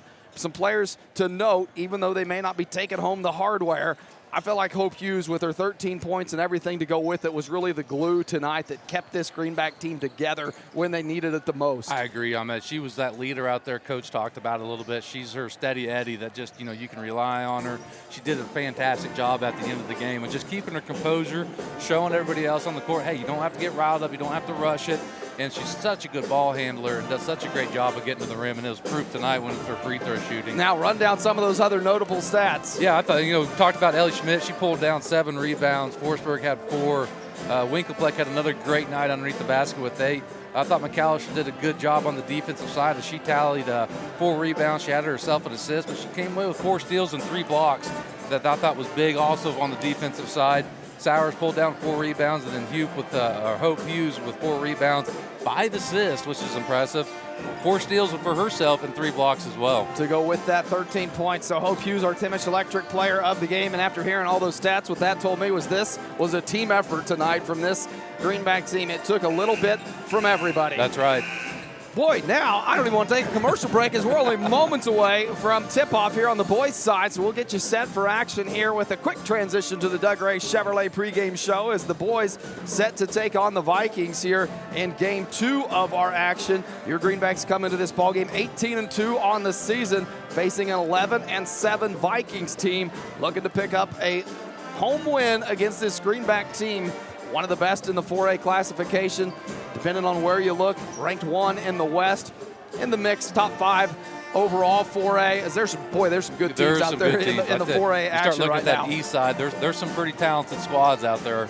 It's going to make for a fun week come Sub-State Championship weekend when you start seeing some teams match up and where everybody is going to be placed at. But this Viking team 5-2 this season on their home court, so playing better here at home and bring that 11-7 record into it. Now, coming off of back-to-back losses to Halstead and Heston. That Halstead game, a close one, 56-59. The Heston game, not as much, 36-70. They fell to Heston. We know Heston's a very good team. Very good team. One of our 2 losses on the season against that Heston team, so plenty capable.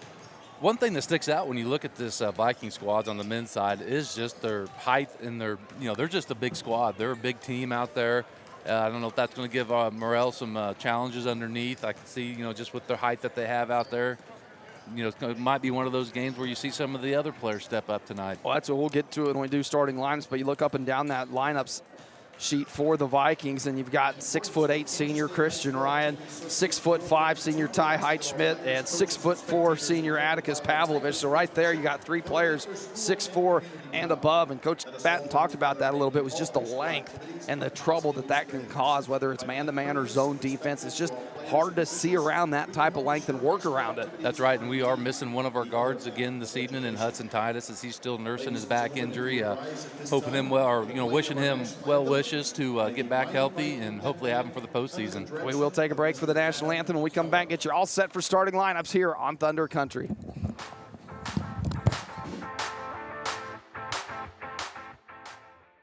Are you a sports fan looking for a great place to grab a bite to eat? Look no further than Legends Cafe, located in Pratt, Kansas, on Highway 54. Legends is open 6 days a week and serves up mouth-watering burgers, fresh salads, hearty sandwiches, and much more. And don't forget about their daily specials. Legends is proud to support Greenback sports and all the local teams. So whether you're celebrating a big win or just need to refuel after the game, Legends has you covered. Come on down to Legends, and we'll take care of the rest.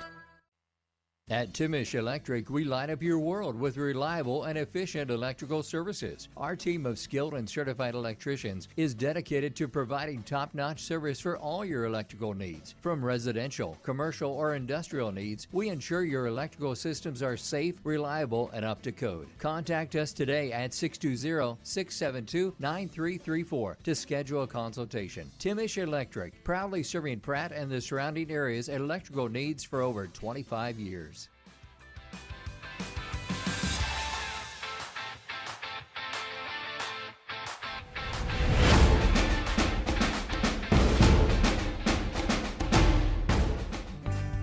Mead Lumber in Pratt is looking better than ever. Stop by and see our brand new renovations with the same friendly faces you know and trust. Whether you're tackling a big project or just need supplies for the weekend, Meade Lumber has you covered with quality products and expert service. We're proud to be a part of this community and even more proud to support the hardworking athletes of Pratt High School.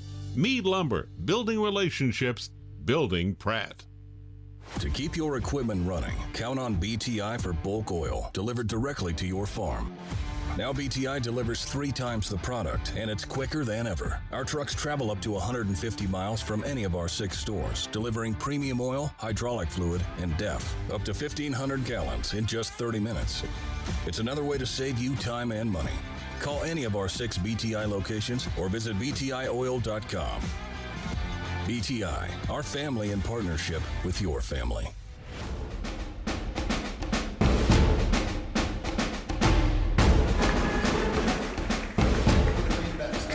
Welcome back to the Doug Ray Chevrolet pregame show as we all get you set for starting lineups. We'll start with the Vikings of Smoky Valley. Number 0, 6'8" senior Christian Ryan.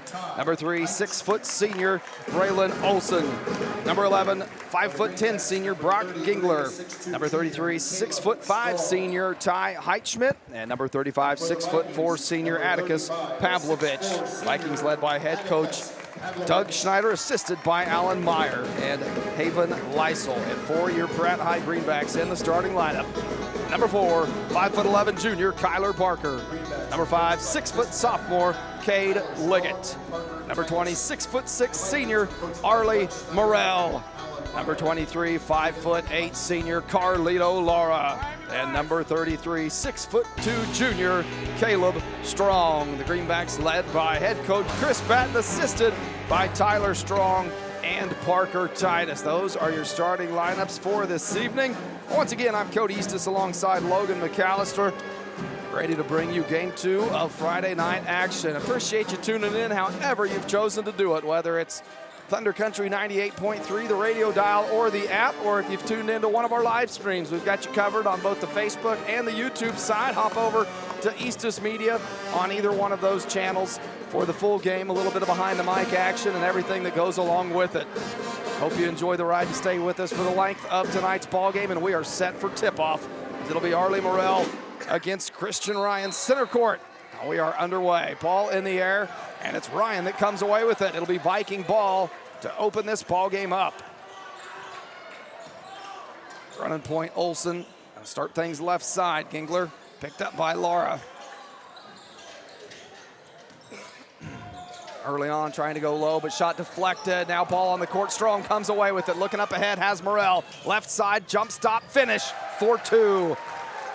Good job to keep himself under control. Let the defender blow by, and Strong trying to come out of the gates with a steal on the defensive side. It's Liggett that comes down with it. Boy, Laura hit the deck hard, shaking off that wrist. Barker now left side, sets it up with Strong on the right wing. Tipped into the backcourt. Strong will chase it down. It'll stay with the Greenbacks after the tip. Strong working off the screen from Morrell. Thought about the open 3. Comes back to Liggett. Liggett likes to get to the rim. Jump stop through. Doesn't finish that time. Morrell can't pull down the board. One of the rare times Cade Liggett does not finish when he decides to put his head down and drive to the rim. Vikings back the other way. 3-point shot from Ryan. Tipped back out front. Ryan chases it down. Going over the head of Laura. Dumped down low. Heitschmidt can't finish. Backside rebound pulled down by Barker.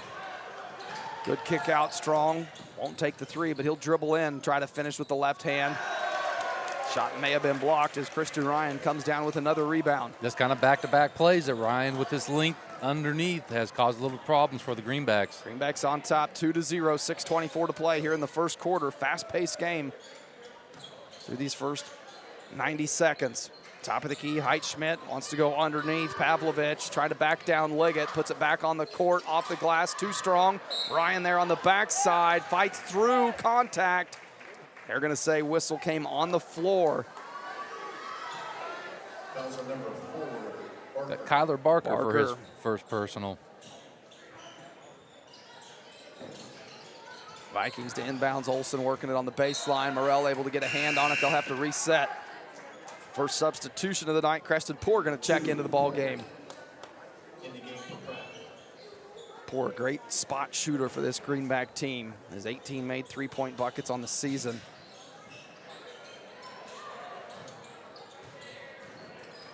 Olsen backs it out. Poor goes out to defend.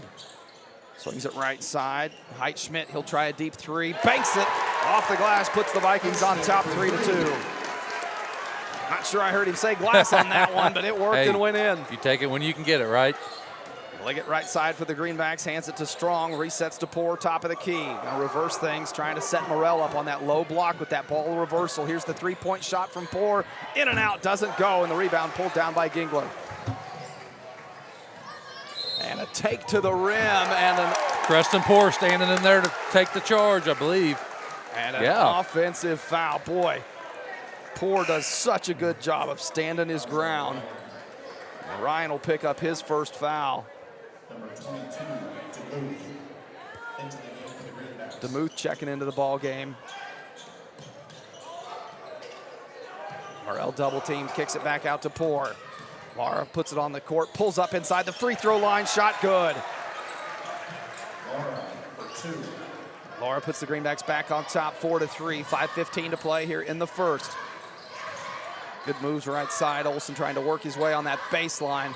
Has to reset, thrown off the foot of, last touch by the Vikings. They're going to say off the foot of Heitschmidt.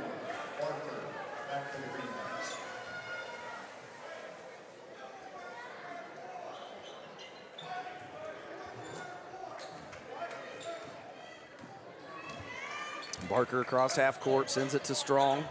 Reset left side to Poor. Now Morrell comes out, gonna take it. Blocked from behind, gets his own rebound though, stays with it and finishes. It was a good clean block on the initial shot. Just a great job by Morrell, sticking with the play, being physical, going up strong. Now Ryan, good ball handler, 6'8" senior, can handle the ball well, trying to get to the bucket on the baseline, swings it out to Olsen. Olsen steps in. Ryan now setting up with his back to the rim, turns, fires, not there. Poor, tips it around, but it's Ryan that comes down with it. At the rim, finishes for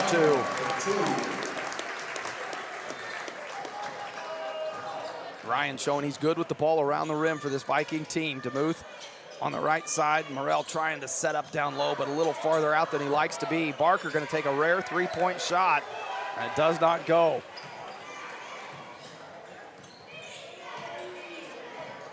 Vikings going to slow this down a little bit. Trail by 1, 6-5 your score. The halfway mark here in the first quarter. Olsen kick out. Heitschmidt doesn't like it. Olsen will come back and get it. Right side, works against Morrell, takes it to the rim. He'll go to the free throw line. Well, Morrell looked like he kind of gave him the lane to the rim there. It's like he was almost baiting him a little bit, but then he just couldn't get over there to get the block. Foul will go against Poor, his first. And that'll send Braylon Olsen to the free throw line to shoot 2.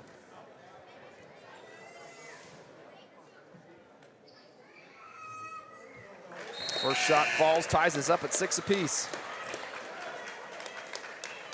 Number 2, Burbank. And number 23, Anderson, in for the Vikings. Number 23, Laura, back in for the Greenbacks.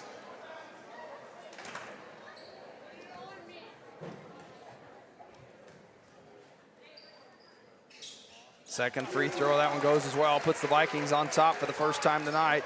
7-6 your score, 3:49 to play. Greenbacks swing it left side to Lara. Barker coming out now, Lara. Threatened, driving, kicked out Landis. And Lara comes flying in for the board. See who they got that. Yeah, they got it on Laura. Coach Batten not too happy with that call. As I figured, it looked like Laura had position.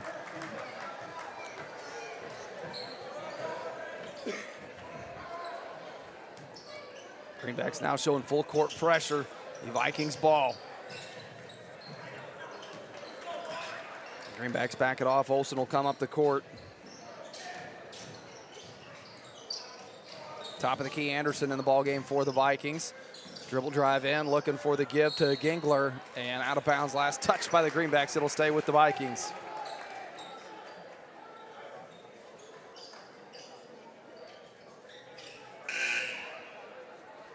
The Vikings set up on the baseline as Liggett will check back into the ball game for the Greenbacks. Going to give Morrell his first breather of the night.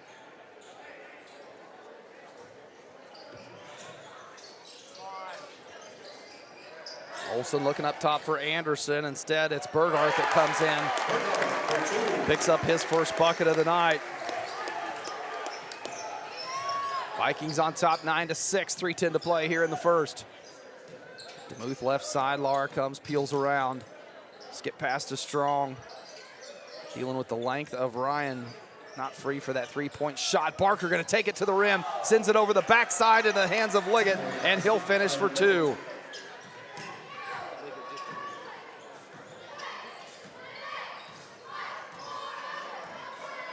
Olsen across half court. Defense switches, Liggett picks him up now. DeMuth defending Ryan down on that low right block, and good footwork from Christian Ryan. He's got his 4th point of the night. Puts the Vikings on top 11-8. DeMuth, nothing there. Strong wants to go left side, pulls up at the free throw line. Kick back out to Liggett. With Strong calling for it, top of the key. Ryan there to defend. There, Liggett, guys a lane to the rim, takes it in, and no shot. Calling it on the floor. Boy, Vikings fortunate for that call to go on the floor against Liggett. Clear path to the lane. He uses his body so well. I know we've talked about this multiple times throughout the season, but he's just so patient, and he kind of just slithers in there. That's the thing. It's not only his strength that he uses so well, but just the positioning and the angles that he attacks at.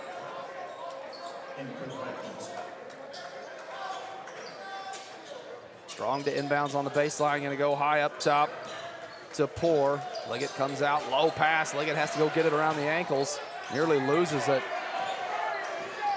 Vikings wanting a carry call. Doesn't come their way. Strong far side. Morrell back in the game, see if they try to take advantage of that high-low post game. Lara triple teamed in the corner, trying to wrestle his way through it. Comes out with his dribble. Backside finds Liggett. What a look from Carlito Lara to somehow find Liggett camped out underneath the rim. And he was triple teamed right there and did a fantastic job of just keeping his hands on the ball and it moving so nobody could get a hand on it. And then the composure to go up and find Liggett on the backside. All Liggett needed to do was cap it off with the finish, and he did just that. Greenbacks trail by 1, 11-10 your score, 90 seconds to play here in the first. Top of the key, Griffith has Morrell all the way out defending him. Morrell now sucks up on him, gets it, coming away with it now. Morrell doesn't have numbers going against 2 Vikings, has to be careful. Good defense, and Morrell has to pull up for the shallow jumper, and it falls short. Well defended by Caleb Berghardt. Now it's the Vikings running the other way. They can't convert, wrestled around. Liggett comes away with it. How aggressive will Liggett be? Goes left side, has Morrell backside, nice bounce pass, finish, and one. That one they'll count. Good extra pass by Cade Liggett there, pushing it up, and Morrell just doing another good job of running the floor and getting in the right position on the backside. I think Liggett saw him the whole time. It was just a matter of how and when do I get him the ball, and it was a good decision to wait till the last minute and wrap around that pass with the bounce pass. As Anderson gets called for the foul, that will be his second personal here with 55 seconds left in the first. Morrell caps off the three-point play to give the Greenbacks a 13-11 lead, now on a 5-0 run. Olsen going to check back into the ball game as Anderson comes out after picking up that foul. 50 seconds to play here in the first. Olsen comes up top. Griffith swings it right side. Burkhart trying to give it back, but Morrell with a hand in there pulls it away. Wants to keep it himself, now swings it over to Barker. Barker left side, back to Morrell, top of the key. Puts it on the court, gonna take it all the way to the rim, finishes! Boy, Morrell just tucking his head that time and using his strength and size to get to the rim. And just a great finish. A whistle on the... Got Kyler Barker on the foul. I believe that's going to be his second foul. Picked up his second as Landon DeMuth will quickly check in for him. The Vikings will have 26 seconds to work with. Now trailing by 4, 15-11 your score. Olsen picked up by Lara. Good first step. Lara forces him to get rid of it. Pavlovich trying to penetrate the paint. Tough up and under. Pavlovich picks up his first bucket of the night, and it was a big one. Greenbacks with under 10 to go. Morrell trying to get a step left side baseline. Dribble drive. The spin move. Bucket falls, but waved off. Oh, man. Those are so close. Twice now. We've seen buckets drop for the Greenbacks, only to come off the board. That should send Morrell to the free throw line with 4.3 seconds left here for 2 shots. No, it won't. Maybe that was just the fourth. So fourth team foul. It will go against Griffith. Dangerous pass. Laura into the corner. Poor. In and out at the buzzer. It will not go. Greenbacks will take a 2-point lead on top 15-13 into the second when we come back with more Greenback basketball here on Thunder Country.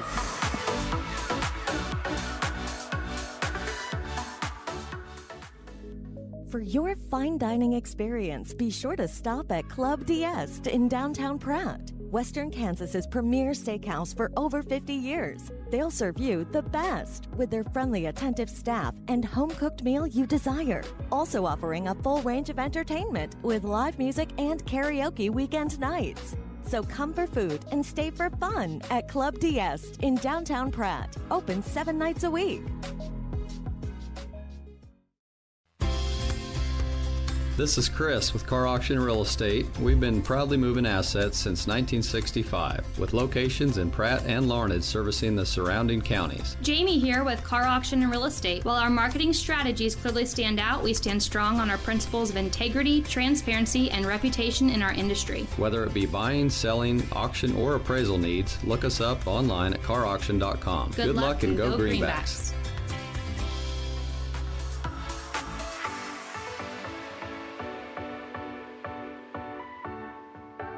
Welcome back as we start the second quarter here on Thunder Country. Greenbacks taking a 2-point lead into the second after a back and forth first quarter. It'll be Greenback ball working left to right. Laura goes high post to DeMuth. DeMuth kick out to Poor. Gonna try that same corner three. Just had a look at it. That one won't go either. Vikings, good dribble drive in, kick out to Olsen. Olsen working off the spin move, trying to back down Laura. Can't do it. Ryan comes out for it on the perimeter. Ryan trying to use a screen. Strong playing, good defense, good footwork from Ryan, though, able to step through. Lays it just over the rim. Morrell now a good outlet to DeMuth. DeMuth, step through, finish! Good little stutter step from Landon DeMuth. Greenbacks lead at 17-13.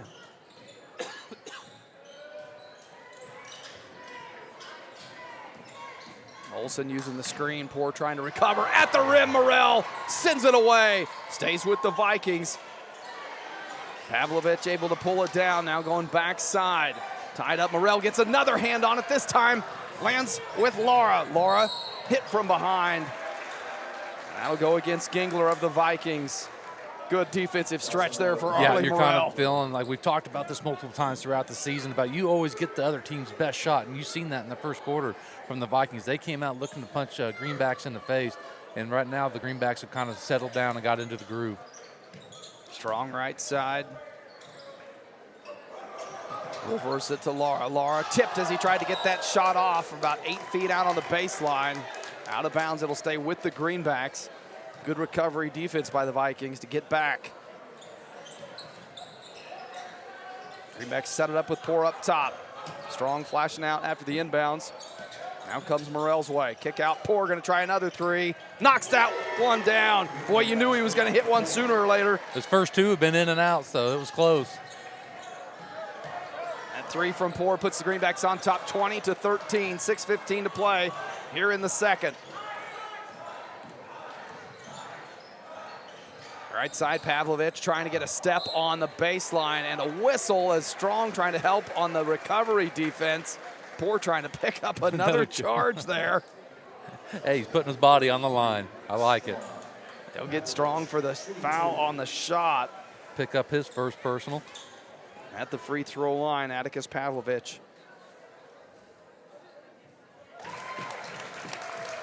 First shot good.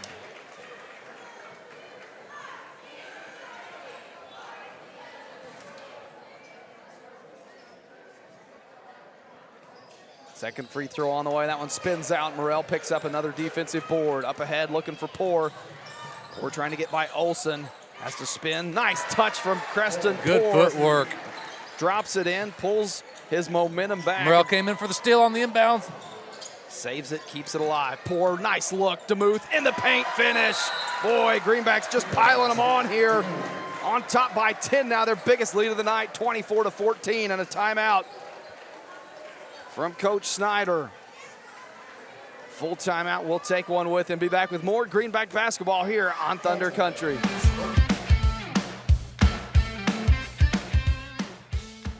Escape into your ultimate outdoor getaway with the help of Uni Landscapes, your local full-service landscape design and construction company specializing in landscapes, hardscapes, patios, sprinkler systems, water features, and snow removal services. They create your dream space by incorporating design elements unique to you and your family. Uni Landscapes serves Pratt and the surrounding area and is open Monday through Friday. Call 620-672-3301 to transform your outdoor space today. Need proof that Pratt has something for you? Living in Pratt is second to none with a fitness center, added new wings on an already impressive regional medical center, even an art museum. Pratt has dynamic downtown shopping, lots of hunting and fishing, and over 200 acres for outdoor lovers. Pratt is a great place to work and raise a family with beautiful older homes and new developments. Progressive, proud, and visionary. Proof that Pratt has something for you. Welcome back, second quarter action. Coach Snyder taking a full timeout to settle his team down after the Greenbacks have opened up this quarter on a 9-1 run and now lead at 24-14 with 5:41 to play here in the second. Olsen trying to work by Laura on the offensive end. Picks up the dribble, needs some help. Coming out, Berghardt gives it right back to Olsen. Olsen dribble drive to the rim, back out to Berghardt. Those two just going back and forth now, trying to set Ryan up down on that low block. The entry pass deflected away. Greenbacks nearly come away with it, but the Vikings keep it alive. Three-point shot short. Putback spins out. Third chance will send Heitschmidt to the free throw line. There's been a couple times tonight when Morrell's just mistimed that bounce off the rim just by a little bit that's allowed the Vikings to grab it. Happened once on the offensive side and once there. That's just one of those unlucky bounces. Foul goes against Morrell. He picks up his first, and at the free throw line, Heitschmidt misses the front end. Cade Liggett checks in for Carlito Laura.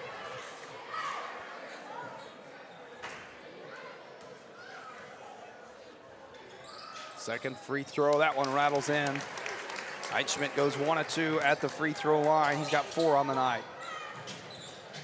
Liggett, good take to the rim, gets too far under there, had to come out from underneath it to try to finish that. A tough finish that he's not able to complete. Ryan on the other end, he'll go to the free throw line for the and one. Tell you what, that Ryan's a solid player. Moves well, 6'8" frame, played a lot of basketball. Averages 21 points and 10 rebounds a game for this Viking team. Well, he's already up to 5 rebounds, still with 5 minutes left in the second quarter. Chance at the free throw line to add 1 more point to his total on the night. He has 7 now after knocking that one down. As Laura catches a quick breather and checks in for Poor. Laura handling point guard duties again. Titus off the court tonight for the Greenbacks, not in the lineup. A little different rotation than what the Greenbacks usually have out on this court. Not so much in personnel, but in minutes played. DeMuth trying to box out down low. Ball on the court. Vikings come away with it. Steal, Heitschmidt puts it in the hands of Olsen. Ryan calling for it, wants to take the three. Would have been a big one, but it does not fall. Comes down in the hands of Morrell. Now it's the Greenbacks back out front running. Liggett looking backside. DeMuth wasn't there. They'll slow it down. Or will they? Morrell to the lane. Rattles out. Olsen pulls down a board for the Vikings. 24-18, Greenbacks on top, 4:12 to play here in the second, and a whistle top of the key. They'll get Christian Ryan on the travel call. Maybe trying to do a little too much out there on the perimeter. Parker will check back into the ball game for the Greenbacks. DeMuth going to get a breather.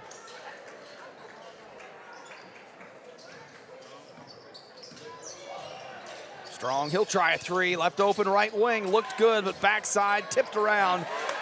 Vikings pull it down. Anderson picks up a rebound. Good look from Caleb Strong, just couldn't get that one to fall. I believe that might have been his first shot this evening. Hasn't been real aggressive getting to the rim. Now trying to defend Ryan down low. That hook shot, left hand over the shoulder, doesn't fall, in and out. Liggett gonna back things out, slow it down. Strong coming out, calling for it. Takes a look back at Coach Batten.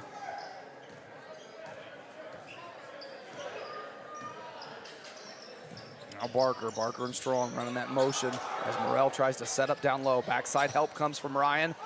Off the backside of the rim. Barker keeps it alive. Can he fight through the double team? Wrestling it away. And travel comes after Coach Snyder asks for it. Well, it was, so. It looked like it was tied up in his hands to where he may have Well, what they called was a double dribble. He had his dribble. He took a power dribble, and then they tied him up, and he took another dribble, so they called it. 3:13 to play here in the second. Greenbacks on top 24-18. Ryan with an aggressive take to the rim, and again off the mark. Morrell doesn't even have to jump for that one. Has Liggett out front running, throws it over his shoulder, has to chase it down. Laura stepped through, uses the left hand to float that one in. Laura having a good night tonight, both the offensive and defensive end for the Greenbacks. Ryan working against Morrell. Stops at that low block, has to kick it out. Olsen, top of the key, he'll dribble drive, swings out to Gingler. Gingler defended by Strong, nowhere to go. The Viking offense just continues to back up away from the perimeter from this defense of the Greenbacks. Olsen, a good pump fake, draws Lara into the air. Olsen, his first field goal of the night.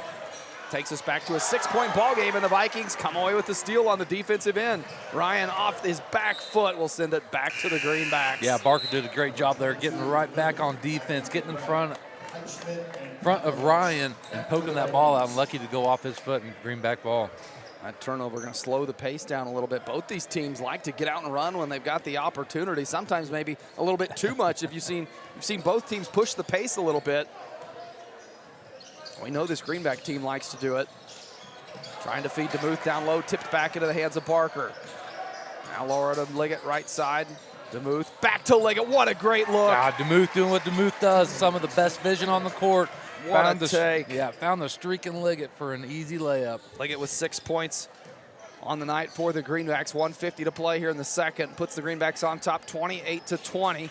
Now Barker back trying to defend Olsen. Tipped out of bounds, last touched by Burgard. It'll go to the Greenbacks. This Greenback defense just creates so many opportunities.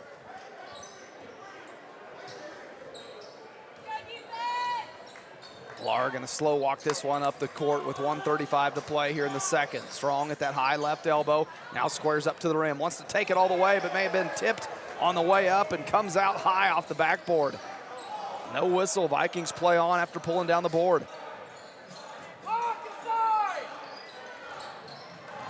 Olsen needing some help, gets it back. Picked up by DeMuth, gets into the elbow, kick out, nothing there. Pulled Morrell out on the perimeter. Can they take advantage of it? Now gets back underneath and thrown out of bounds. Tried to go up high for that backside Viking coming to the rim, but a miscommunication. They just weren't on the same page. Yeah, the Greenbacks got lucky there. They were a little bit out of position on the defensive set on that play. And they got lucky.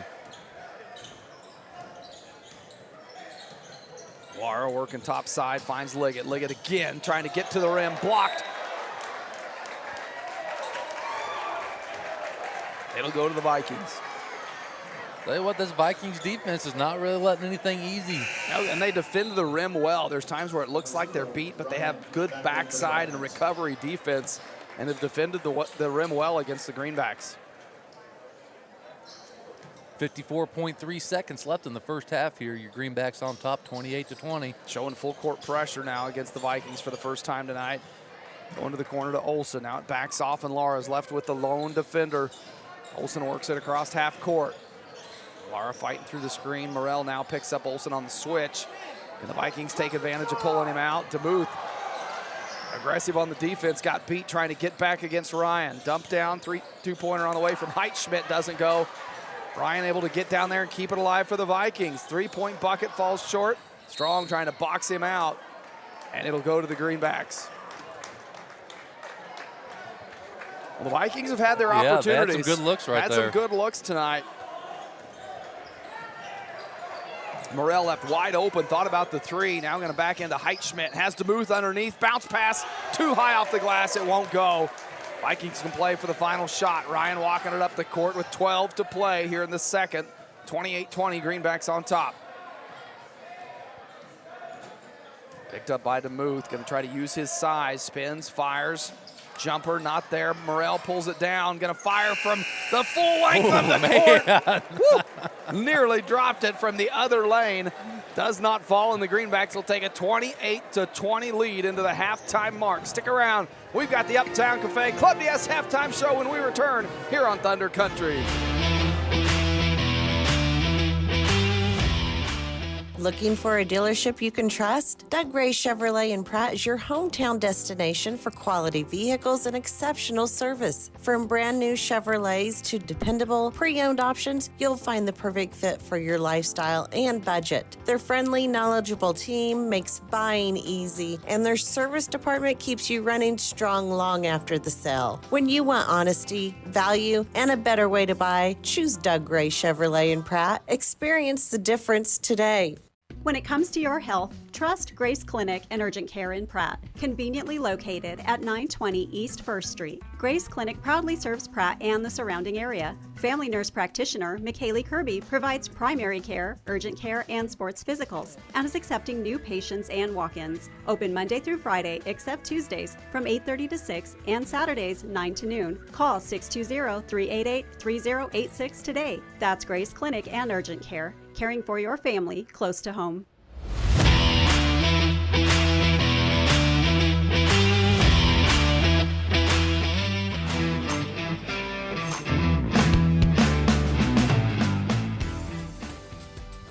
On the basketball court, a good offense is the best defense. You can count on me, Jamie Roach, your Farm Bureau agent, to be your family's point guard and defend you against whatever life throws your way. I am there to handle all your auto, home, life, and business insurance needs. Don't wait for the worst to happen when it comes to your insurance. Talk to me, Jamie Roach, today and see how I can help protect what matters most. Farm Bureau Property and Casualty Insurance Company, Western Agricultural Insurance Company.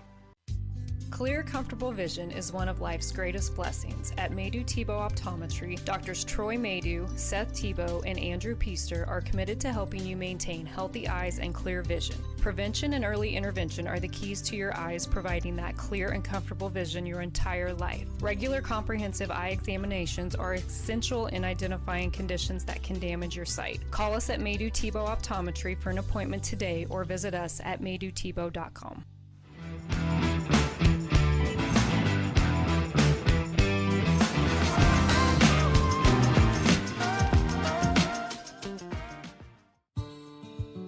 This is Terry from Gatlin Clark's Pharmacy. On display in our pharmacy is a nice assortment of over-the-counter items and a wide array of medical supplies, which includes knee scooters, walkers, canes, and bathroom items. We bill Medicare for respiratory supplies and immunizations. Our preferred pricing on prescriptions will get you through the door, and our customer service will get you to come back. Be sure to stop in today and see us on Country Club Road in Pratt.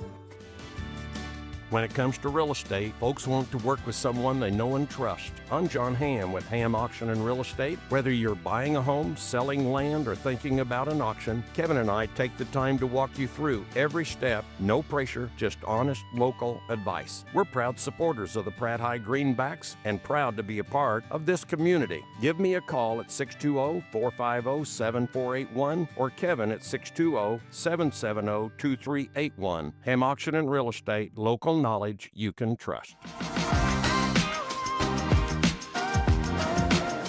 Welcome back to the Uptown Cafe Club DS halftime show here on Thunder Country. The Greenbacks take an 8-point lead into the halftime mark, on top 28-20 after one half of play against a Viking team that has shown they're plenty capable of playing alongside this Greenback team. Greenbacks, once they kind of settled in and got a little more efficient with their possessions, but the Vikings have gone on some runs of their own that has you worried at times. Yeah, it's been kind of a back-and-forth game there. If it wasn't for that one run in the second quarter by the Greenbacks, this would be a totally different game. The Greenbacks finally pulled away there about midway through the second quarter. But overall, this has been a pretty physical game. Everything's been hard fought for. Every time you drive to the middle of the lane, you've got some hands coming in there. You've seen multiple balls get poked out from behind or in front of you. Possession changes all over the place. It's been a pretty high-paced, fast Yeah, that's game. what I noticed. High pace, both teams wanting to get out and run when they can. Greenbacks have the 8-point lead, but the matchup between Morrell and Ryan down low, you've got Christian Ryan, the 6'8" senior, against the 6'6" senior for the Greenbacks in Arlie Morrell, and it's been a good matchup. Morrell's got 9 points. All 9 of those came in the first quarter. He was held scoreless in that second quarter. Ryan's got 7 points, 4 in the first, 3 in the second. He likes to get out around the perimeter and handle the ball more than Morrell does. Now, that may be out of necessity a little bit, where we've got so many other good ball handlers on the Greenback team that you don't necessarily need to have Morrell handling the ball as much. Not that he's not capable of it. We're on this Viking team. When you've got a big man like Ryan and you need the offense to go through him, sometimes the easiest way to do that is just to let it start with him. Yeah, and I've also been kind of impressed with that Olsen, number 3. He's very quick. I mean, I've seen him give us a little bit of problems, even with Carlito Lara and Kyler Barker on him.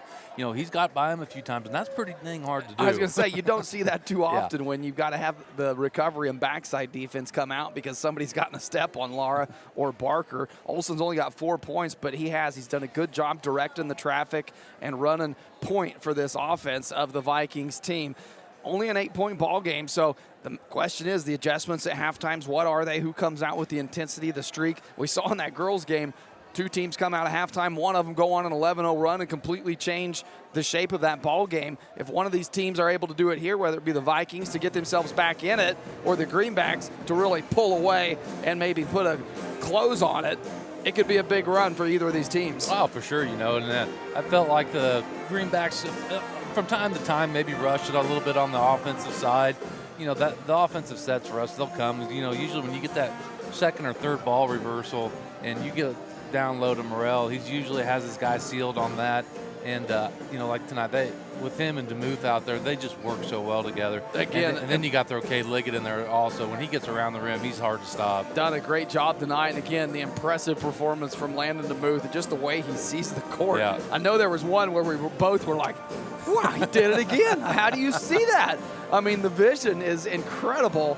And then to be able to execute it, too, is one thing. It's one thing to see it, but then to be able to make the pass in a timely manner and get it through the defense in the tight window and the gap that you have to do it. Wow, just continues to impress game after game. Oh, for sure. He's just doing nothing but getting better and better. You know, that didn't get his first minutes on the court this season until about halfway through the season. Yeah, it was after the Christmas break, so he's been playing catch-up as far as just getting in that basketball shape that all these other players had the luxury of doing at the start of this season. So Greenbacks with an 8-point lead on top 28-20 here at the halftime mark. Stick around, we'll have more second half action and more Uptown Cafe Club DS halftime show when we come back here on Thunder Country. It's a fact. A custom cow mineral does not have to cost more. Actually, it might be just what you need to improve your cow herd. The friendly and helpful professionals at Extra Factors in Pratt are available to sit down and discuss your operations needs and goals. From custom protein supplements and liquid protein to bulk commodities and possible mineral formulation. Find it all at Extra Factors. Call 620-672-5616 and speak with Levi Macbeth for all your nutritional needs. Extra Factors. We put the extra into cattle nutrition. This is Jeff. And Jared. At Intergreen Services, proud supporter of the Pratt Greenbacks. Around here we say one call fixes it all. From HVAC, plumbing, septic, electrical, and even water well service. We're your hometown team you can count on, just like the Greenbacks on game day. We're proud to stand behind our athletes, our school, and our community. So when something needs fixing at home, call Intergreen at 620-672-2338 or visit intergreenservices.com.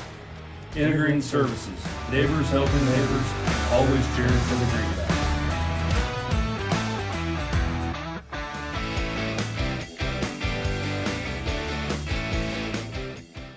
Are you interested in building a new home or remodeling your current one? If so, give J.A. Knight & Sons a call today. This is Chase Golly with J.A. Knight & Sons, and we are the area's premier general contractor and have been serving the Pratt and surrounding area for over 50 years with superior quality and attention to detail. We specialize in high-end residential and commercial construction and have now expanded our services to include pre-engineered metal buildings. J.A. Knight & Sons is a proud supporter of Greenback Athletics and would like to help turn your next dream into reality. Exceptional dentistry, right in your neighborhood. At Pratt Family Dental, Dr. Carson Hopkins and Dr. Stephen Coons are here to keep your smile healthy and bright. From routine cleanings to advanced care, Our team has the expertise and technology to handle all your dental needs with comfort and confidence. Because at Pratt Family Dental, it's not just about teeth, it's about family, trust, and smiles that last a lifetime. Call today to schedule your appointment with Dr. Hopkins or Dr. Coons. Pratt Family Dental, where exceptional care meets friendly faces. Welcome back to the Uptown Cafe Club Yes halftime show here on Thunder Country. As we wrap things up with the halftime show, get you all set for second half action. Greenbacks lead at 28-20 as we head to the second half. Leading scores for both teams, Arlie Morrell with 9 in that first half, and for the Vikings, Christian Ryan with 7 points. The two big men going at each other tonight, and we've got another half of it coming your way. The Viking ball to start this ball game off, going left to right on your radio dial. Work it into the corner, Gingler.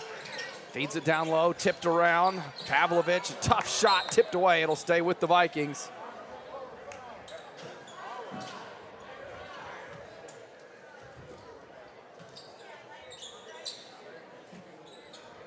Vikings set to inbounds. Morrell goes up and gets it. They were looking for Ryan, but Morrell able to get up and grab it. Jump stops through, kick out, just off the mark of Strong. He was wanting to pull the trigger there. Goes backside to Barker instead. Barker off the dribble, trying to go high to Morrell. Morrell can't pull it down. Miscommunication there. Yeah, that's an offensive set that the Greenbacks are going to want back after getting the steal off the inbounds play and could not capitalize on it. Full court pressure here by the Greenbacks. A man full court pressure. Olsen now to work it up the court, picked up by Laura. Comes across the half court mark.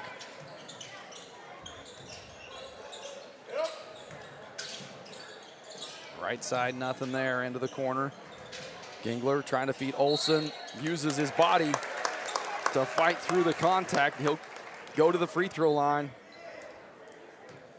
I believe they got Carlito Laura on that. Lara picks up his second, and Olsen, second trip to the free throw line tonight. First shot on the way, good.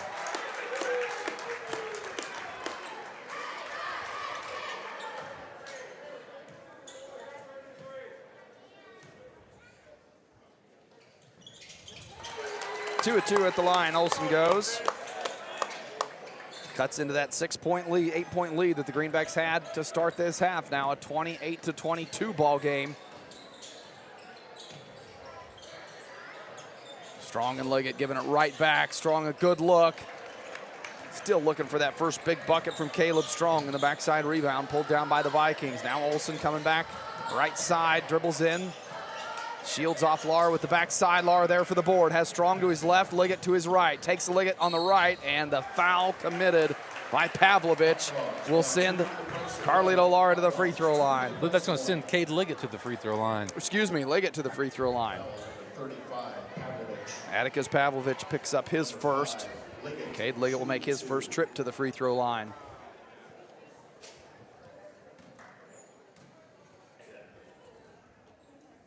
First free throw, good.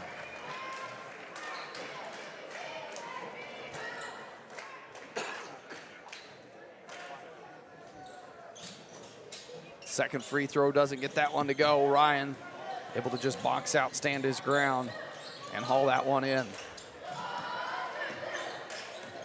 Greenbacks back on top by 7. Olsen has a step on Lara again, but can't control it at the rim. Ryan, the putback doesn't go. Mike Schmidt finishes it off on the third try. Liggett slashing to the rim, off the side of the backboard. And the Vikings trying to push the pace. Up ahead, Pavlovich trying to back down. Strong ties it up, sends it into the corner of the rim. And Liggett goes up, knocks that one out. Jump ball will go to the Greenbacks.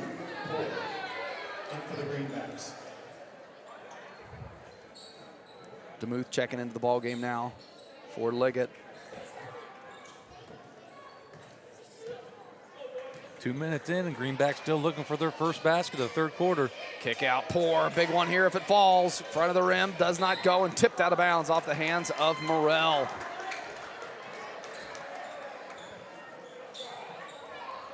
Morrell trying to keep it alive underneath the rim on that rebound, just couldn't get a hand on it.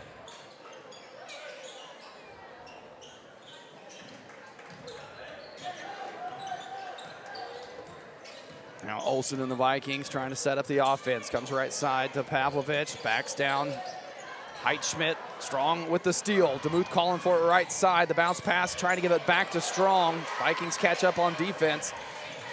Greenback's gonna have to reset. Strong spins his way to the rim, challenging Ryan, and shot blocked. Strong will go to the rim.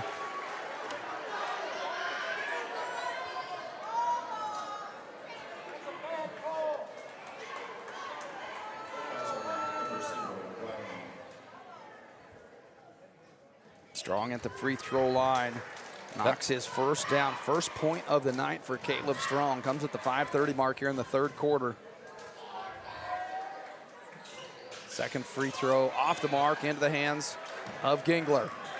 1 and 2 at the free throw line for Strong. Olsen picked up by Barker. Picks his dribble up, needs some help. Trying to go all the way into Ryan. Down low, Morrell straight up, but Ryan able to finish. Makes it a 4-point ball game, 30-26. Greenbacks on top. 5:05 to play. Poor doesn't like the entry to Morrell. Going to swing it Strong's way. Strong top of the key. Kick out. Poor will try a three. Too Strong. And Ryan another defensive board. Poor's getting some good looks. Knocked one down in the second, but just hasn't got anything to fall since then. Morrell out defending. Ryan top of the key. Working off the screen now, trying to use that separation. Nice finger roll.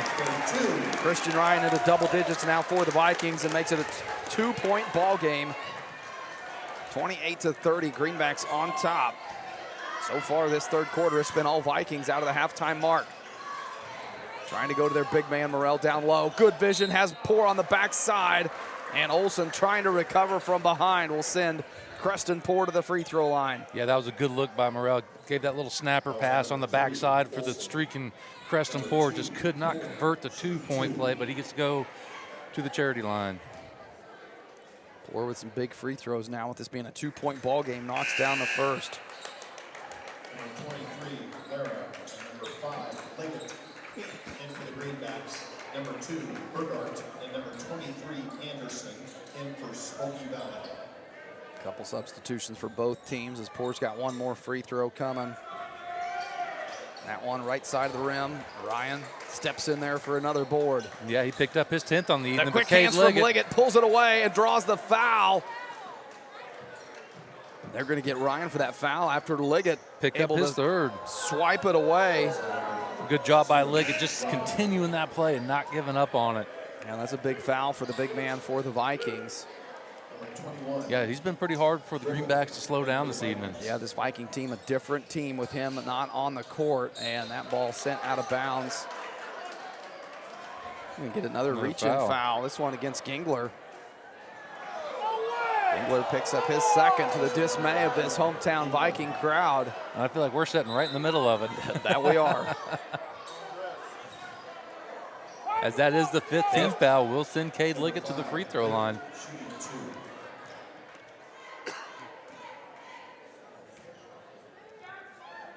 First free throw, Liggett knocks it down. Number 20, Morrell. Back in for Pratt. Morrell checking back into the ball game. The Greenbacks should have a size advantage now with Ryan on the bench after picking up that third foul. Second free throw, Morrell crashing in there for the board. There's that size advantage and a whistle on the putback. Morrell gonna switch places with Liggett at the free throw line after that foul on the Vikings. Fouls on number 21, Griffith. Foul goes against Titus Griffith, his second. That's the repercussions of Ryan being on the bench with 3 fouls and Morrell checking back into the game just for that size advantage. Saw so many times where Ryan was able to just easily pull down that rebound on a missed free throw or a close shot around the rim. Morrell 2 of 2 at the free throw line, puts the Greenbacks back on top 34-28. 4:10 to play here in the third quarter. Olsen to try to get something going for this Viking offense. Lark hanging right in his hip pocket. On the perimeter, Gingler fires right side baseline jumper, not there. Burghardt couldn't get it to fall. Morrell pulls the board down, but getting aggressive with it, throws it back into the hands of Olsen. The Vikings with another opportunity after the miscue from the Greenbacks. That quick first step from Olsen. Can't finish. Laura flying in there. Chases it down in the corner. Keeps it alive. Poor baseline. Trying to back down the defender. Morrell with the hand in there. Nothing. Morrell's got to be real careful there, reaching in for that loose ball. The Vikings come away with it.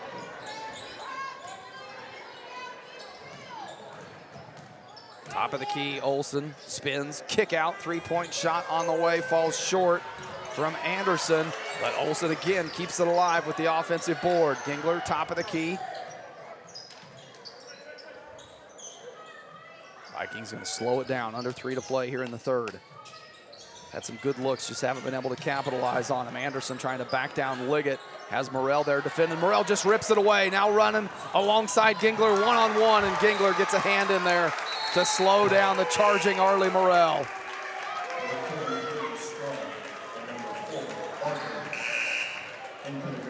Couple substitutions for both teams. Back for the Vikings.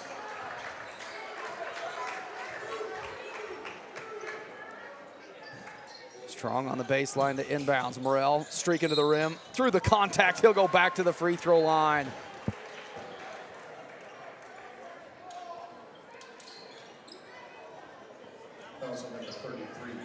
Foul going to go against Heitschmidt, his second, and Morrell back to the free throw line where he just went 2 of 2 on his previous trip. Knocks down that one.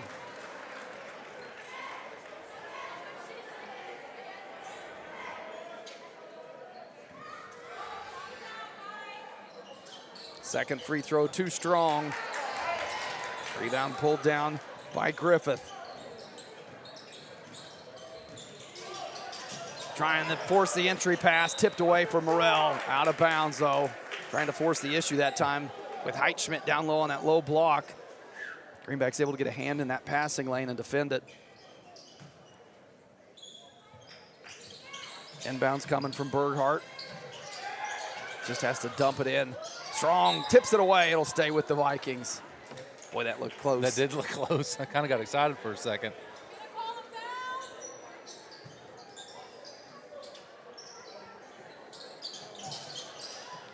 Berghardt, the inbounds, goes to Griffith. Trying to back down strong, nothing there. Nearly left his foot, keeps the pivot foot, and a double dribble. Yeah, good job by Caleb Strong right there. Just going straight up, not reaching in, causing the official to have to call a foul on him, and just his defensive pressure, then the rest of the team denying to not let him have an outlet. Starting to, you can see it starting to cause some frustration on this Viking offense, and this Greenback team just stays cool as a cucumber out there, plays through it.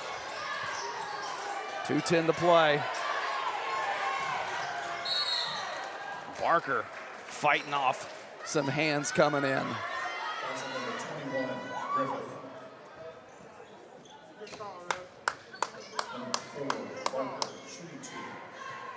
That foul there will send Kyler Barker to the free throw line.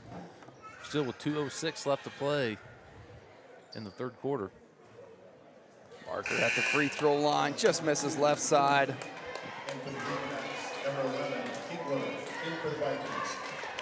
Liggett gonna get himself a breather.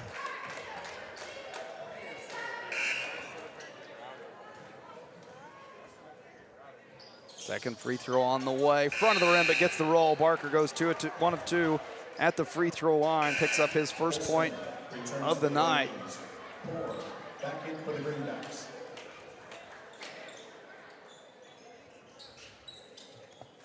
Lara gonna check out of the ball game as Poor checks in. Olsen takes a look up at the clock. Plenty of time, 2 minutes to play here in the third. The Vikings trail by 8, 36-28 your score. Greenbacks on top. Barker got a hand on it.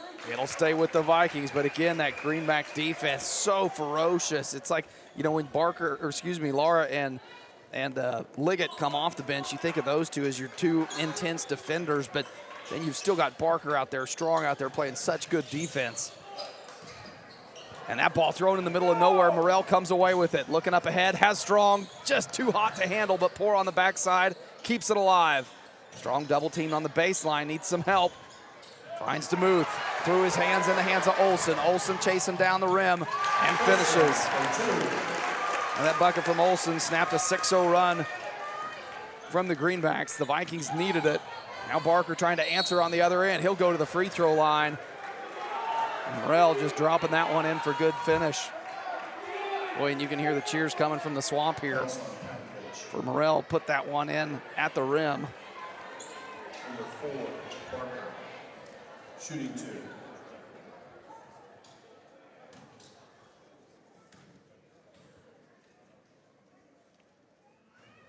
Barker again, front of the rim.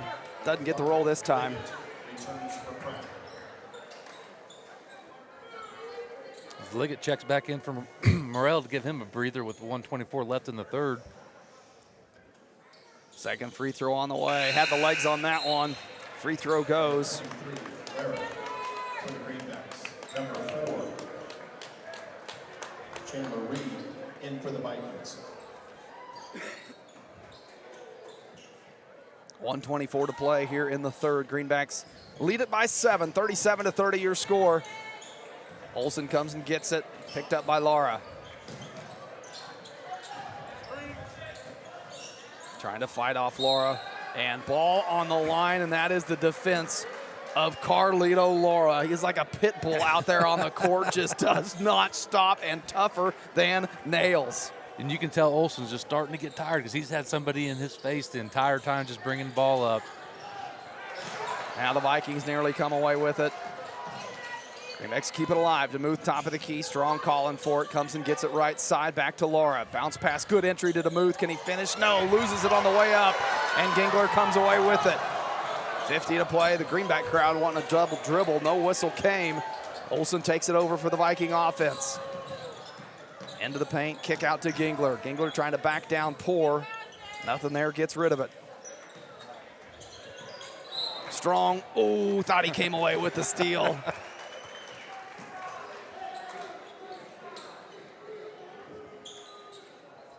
Still just a 7-point ball game with 35 seconds left here in the third quarter. Just been a pretty physical, intense, up-tempo game from both teams.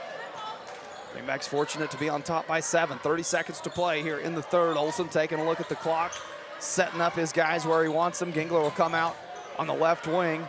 Poor there to defend. Pavlovich calling for it, top of the key. Can't get it to him, and Liggett comes away with the steal. Gets it back to Lara, 12 seconds. Plenty of time, Lara. Right side, DeMuth in the paint. Pump fake, lowers his shoulder. High shot off the glass, and DeMuth gets it to fall. What a bucket for the Greenbacks to close out this third quarter. Olsen tried to answer from half court, but it did not fall, and the Greenbacks will take a 39-30 lead into the fourth. Don't go anywhere. More Greenback action when we return here on Thunder Country. Are you a sports fan looking for a great place to grab a bite to eat? Look no further than Legends Cafe, located in Pratt, Kansas, on Highway 54. Legends is open 6 days a week and serves up mouth-watering burgers, fresh salads, hearty sandwiches, and much more. And don't forget about their daily specials. Legends is proud to support Greenback sports and all the local teams. So whether you're celebrating a big win or just need to refuel after the game, Legends has you covered. Come on down to Legends, and we'll take care of the rest. At Timish Electric, we light up your world with reliable and efficient electrical services. Our team of skilled and certified electricians is dedicated to providing top-notch service for all your electrical needs. From residential, commercial, or industrial needs, we ensure your electrical systems are safe, reliable, and up to code. Contact us today at 620-672-9334 to schedule a consultation. Timish Electric, proudly serving Pratt and the surrounding areas electrical needs for over 25 years.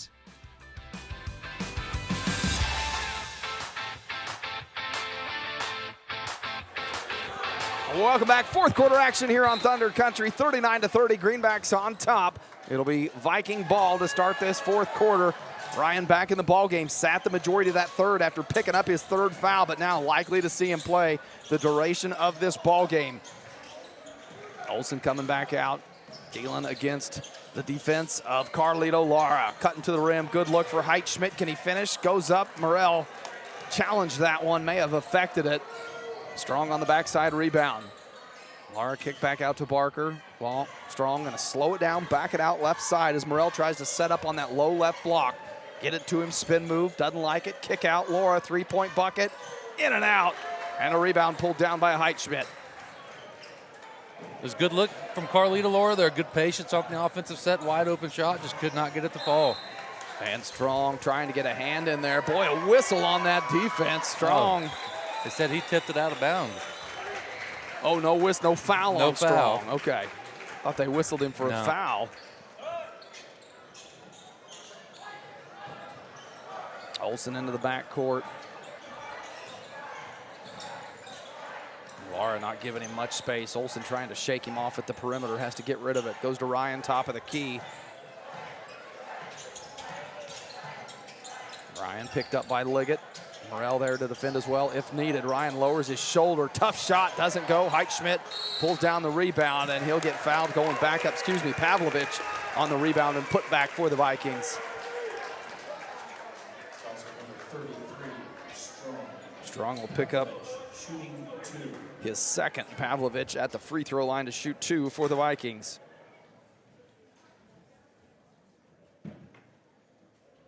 First free throw falls. If you're the Vikings, you've got to take advantage of trips to the free throw line in this fourth quarter, trying to get yourself back into this ball game.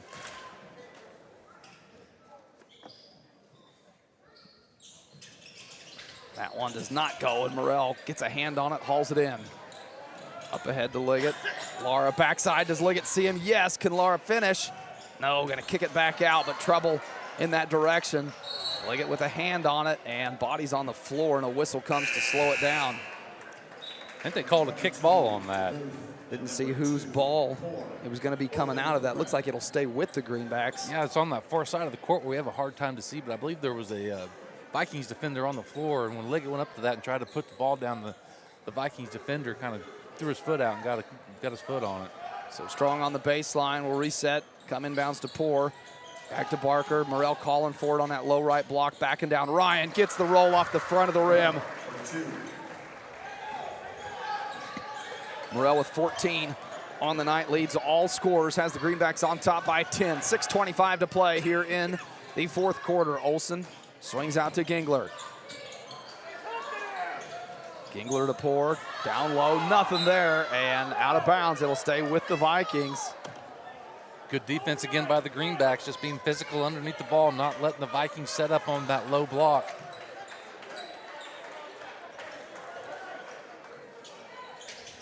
Olsen looking for Ryan on the inbound, and a whistle as Morrell punched that one out. Boy, both Morrell and Barker pleading their case, and along with a few here in the stands to go with it. Olsen will reset on the baseline. DeMuth got a hand on it, tipped it out. Now it's a race for the ball in the backcourt. DeMuth looking right side, hits the deck, and the Vikings now out front. Up ahead, Barker, the block on the other end as Heitschmidt thought he had the easy bucket. The hustle play from Barker kept him in it. Kind of feel this game's starting to get a little bit chippy. This is where typically you'd see it start tighten up a little bit. You know, it's the job of the officials when you see it start to get a little chippy. Kind of dial it in. You can sense it. You can feel it. You kind of rein everybody in. At the free throw line. First free throw good.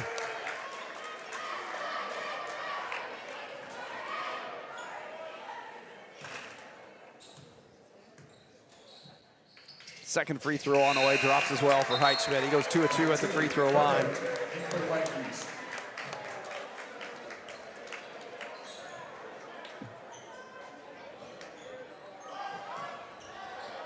Greenbacks playing with an 8-point lead at the 6-minute mark here in the fourth quarter, 41-33. Barker trying to go for Morrell, throws it too high, and the Vikings nearly come away with it. Greenbacks fortunate that they got it back. Strong in the corner. Quick jab step, now reverses it. Poor, good open look, knocks it down for 3. Big bucket from Creston Poor. That was a big bucket. His second 3-point bucket of the night. Olsen trying to get around DeMuth. And they're going to say the contact from DeMuth right in that hip. Yeah, that's one of the hardest things to do is when you're beat is open your hips up and get back in front of the offensive player. It's just hard to do. Olsen at the baseline to inbound. Comes up high, Burgart, then gives it right back to Olson. Ryan top of the key, trying to work against Morrell. Morrell standing his ground. Ryan with a step, and the lay-in goes up and under with the right hand. Back to a 10-point game, 11-point game. Bucket good. Greenbacks pour one in.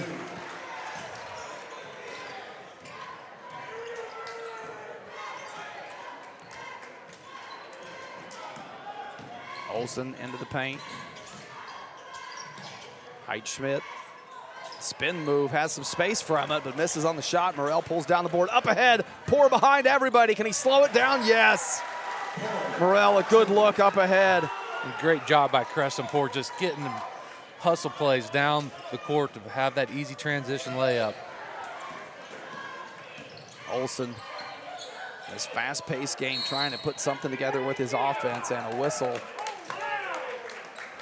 Off the ball down low, looked like DeMuth and Heitschmidt battling for position.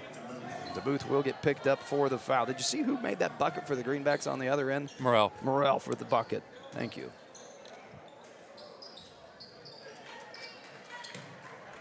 Burgart, top of the key after the inbounds. Olson comes to get it. Dribbling into the paint, left hand, step back jumper, good. Nice move.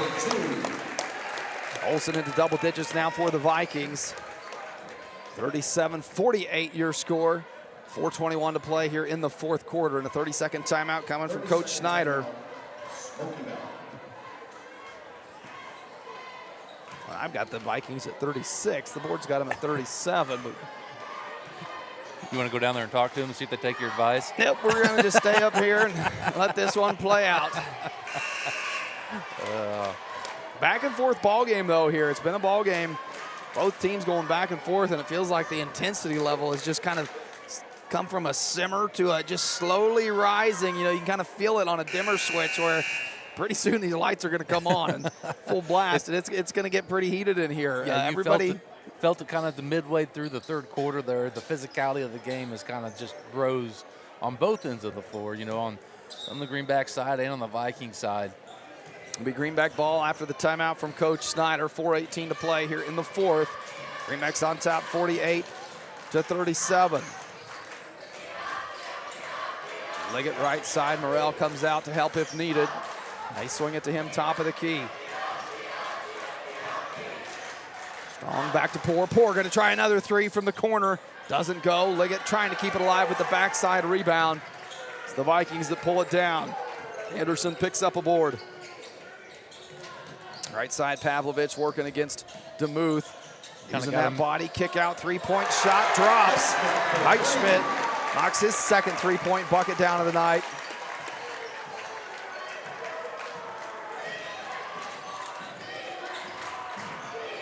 DeMuth, top of the key. This crowd starting to get into it here for the Vikings. They trail by 8, 3:30 to play here in the fourth quarter. DeMuth has a lane to the rim. Step. A little hesitation in the step through. That was a very big bucket for the Greenbacks here. You kind of felt the momentum switching a little bit to the Vikings. And DeMuth said, not today. I'm going to take this one to the rim. Christian Ryan now out. One-on-one against Morrell here. Can he do anything with it? Working off a screen now. Liggett switches, picks him up. Ryan trying to step through. Liggett forces the turnover. Vikings keep it alive, though, for now. Nearly tipped around back into the corner. Heitschmidt tries another one, knocks it down. And we've got ourselves a ball games focus. Ty Heitschmidt, back-to-back 3-point buckets, has made this a 7-point ball game. 2:47 to play and a 30-second timeout. This one coming from Coach Patton. Man, this game is not over yet with 2:47 left in the fourth here. 7-point game. It's still anybody's match right now. And the Vikings starting to come alive a little bit. Starting to get hot from beyond the arc. Ty Heitschmidt with a couple huge 3-point buckets for his Viking team has got them back in it with 2:47 to play here in the fourth. Everybody getting on their feet for this one.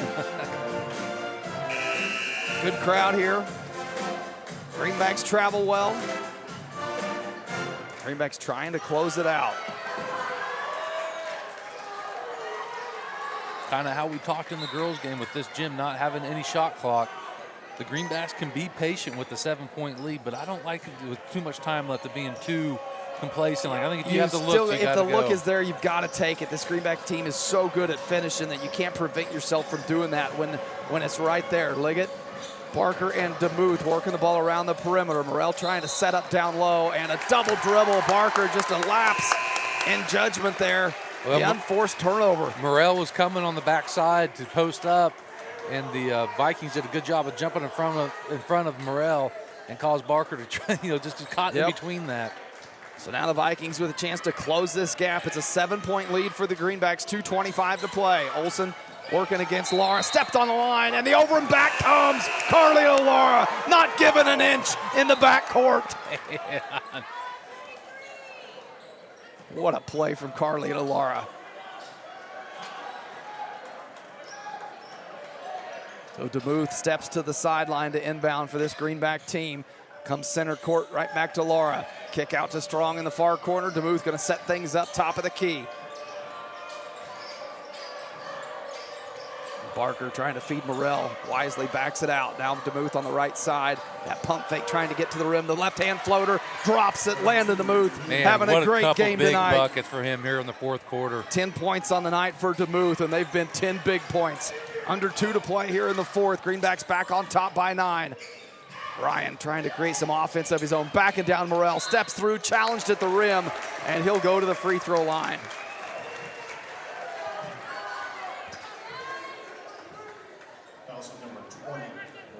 That will be just Morrell's second foul.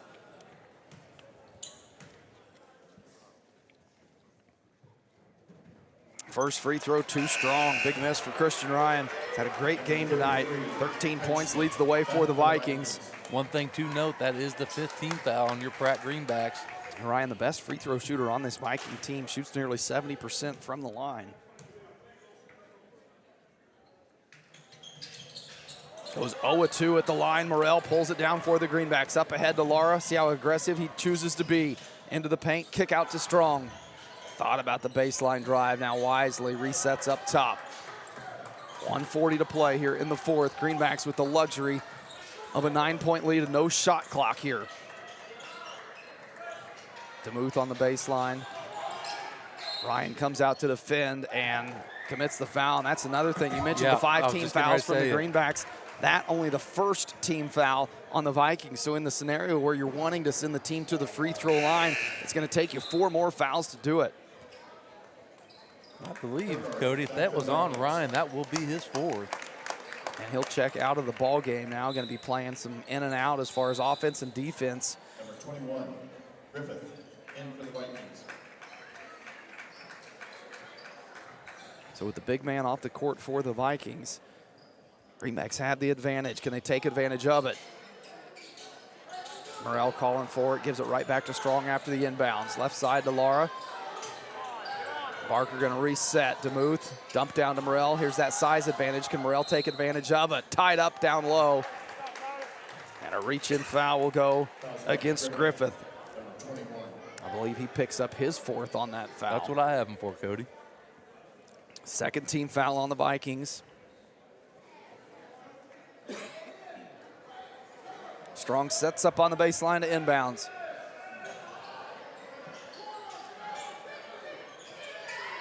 Lara top of the key. Morrell comes out in the corner to get it. I'm back up top to Barker. Swings it right side to Muth and Lara on that side, and another reach-in foul. That's just the game the Vikings have to play at this point. Well, so far the Greenbacks have been able to run 20 seconds off the clock with the Vikings fouling 3 times, so that's a good thing. You still ran 20 seconds off. Right now you just have to worry about ball security, not making the turnover, and just taking care of the ball. 1:05 to play here in the fourth. Strong on the far side to inbound for his Greenbacks. Morrell top of the key, has DeMuth underneath. Pump fake, lays it in for 2. Landon DeMuth having an outstanding game tonight. 12 points on the night. A season high for DeMuth in a big game here on the road, and a timeout coming. 30-second timeout going to be taken from Coach Schneider and the Vikings. 49.9 showing on the clock. Greenbacks on top by 11, 54-43. Can the Greenbacks close it out? That is the question, Cody. Boy, and just the more time you see run off this clock without the Vikings able to provide some offense, the chances just get better and better as that clock continues to tick down. But what a night Landon DeMuth is having. 10, his season high coming into this, had that in the Larned game and the Clearwater game Tuesday night, and just continues to do what we talk about, get better and better as this back half of the season goes along. Has 12 on the night tonight. You know, he's done such a fantastic job this season on scoring the ball, but he's done what he does, the little things that don't show up in the stat book is what he's really good at. The Vikings to inbounds on the far side, 49.9 showing on the clock. They've got 11 points to overcome. Olsen top of the key. They've got to be quick with it. Ryan comes out in the corner. He'll fire a three. Short, long rebound. Pulled down by Strong. Strong looking ahead. Laura, DeMuth, left side. Good. Boy, that may have been the nail in the coffin for the Vikings. DeMuth pouring another one in. Has the Greenbacks on top by 13. Ryan trying to back his way in, nothing there, kicks it back, top of the key. Heitschmidt takes a challenge three-point shot, and it sails long into the hands of Barker. And now with 17.5 seconds, Kyler Barker to head to the free throw line. I believe they still have one more foul to commit, Cody. That would only be the 14th foul. 14th foul on the Vikings. So the Greenbacks will inbound on the baseline.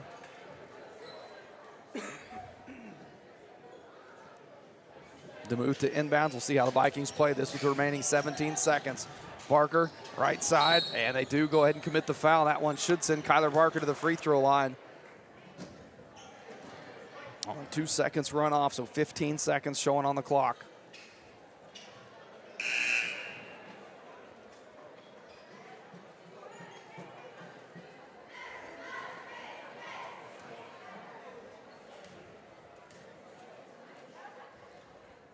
First free throw, rattles off the front of the rim, doesn't drop for Barker.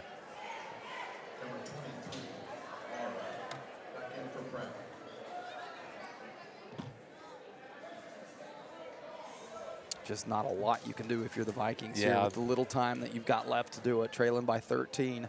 Second attempt on the way for Barker, knocks it down. Olsen trying to push the pace, Greenbacks giving him enough space to do it. Ryan gets Morrell in the air, takes it to the rim, lays it in for two. And Strong going to be allowed to dribble this one out in the corner, and the Greenbacks come away 57-45. Your victors improved to 19-2 on the season. Boy, a fun game of high intensity, fast-paced, back and forth. What a ball game. We better stick around and talk about this. Stick around. We've got the Maydew Tebow Optometry postgame show coming up when we return here on Thunder Country.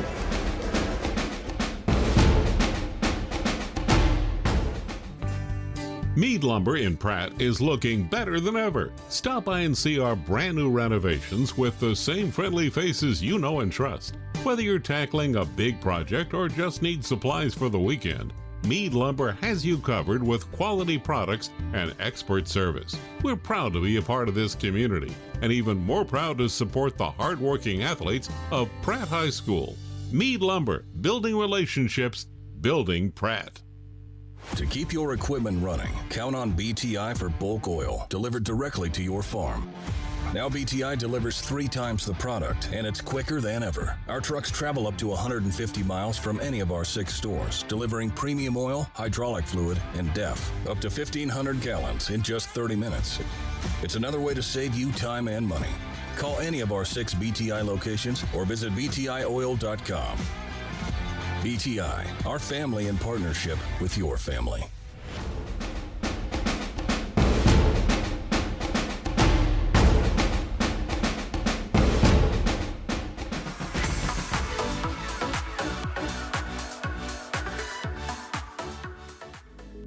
For your fine dining experience, be sure to stop at Club D'Este in downtown Pratt. Western Kansas's premier steakhouse for over 50 years. They'll serve you the best with their friendly, attentive staff and home-cooked meal you desire. Also offering a full range of entertainment with live music and karaoke weekend nights. So come for food and stay for fun at Club Diest in downtown Pratt. Open 7 nights a week.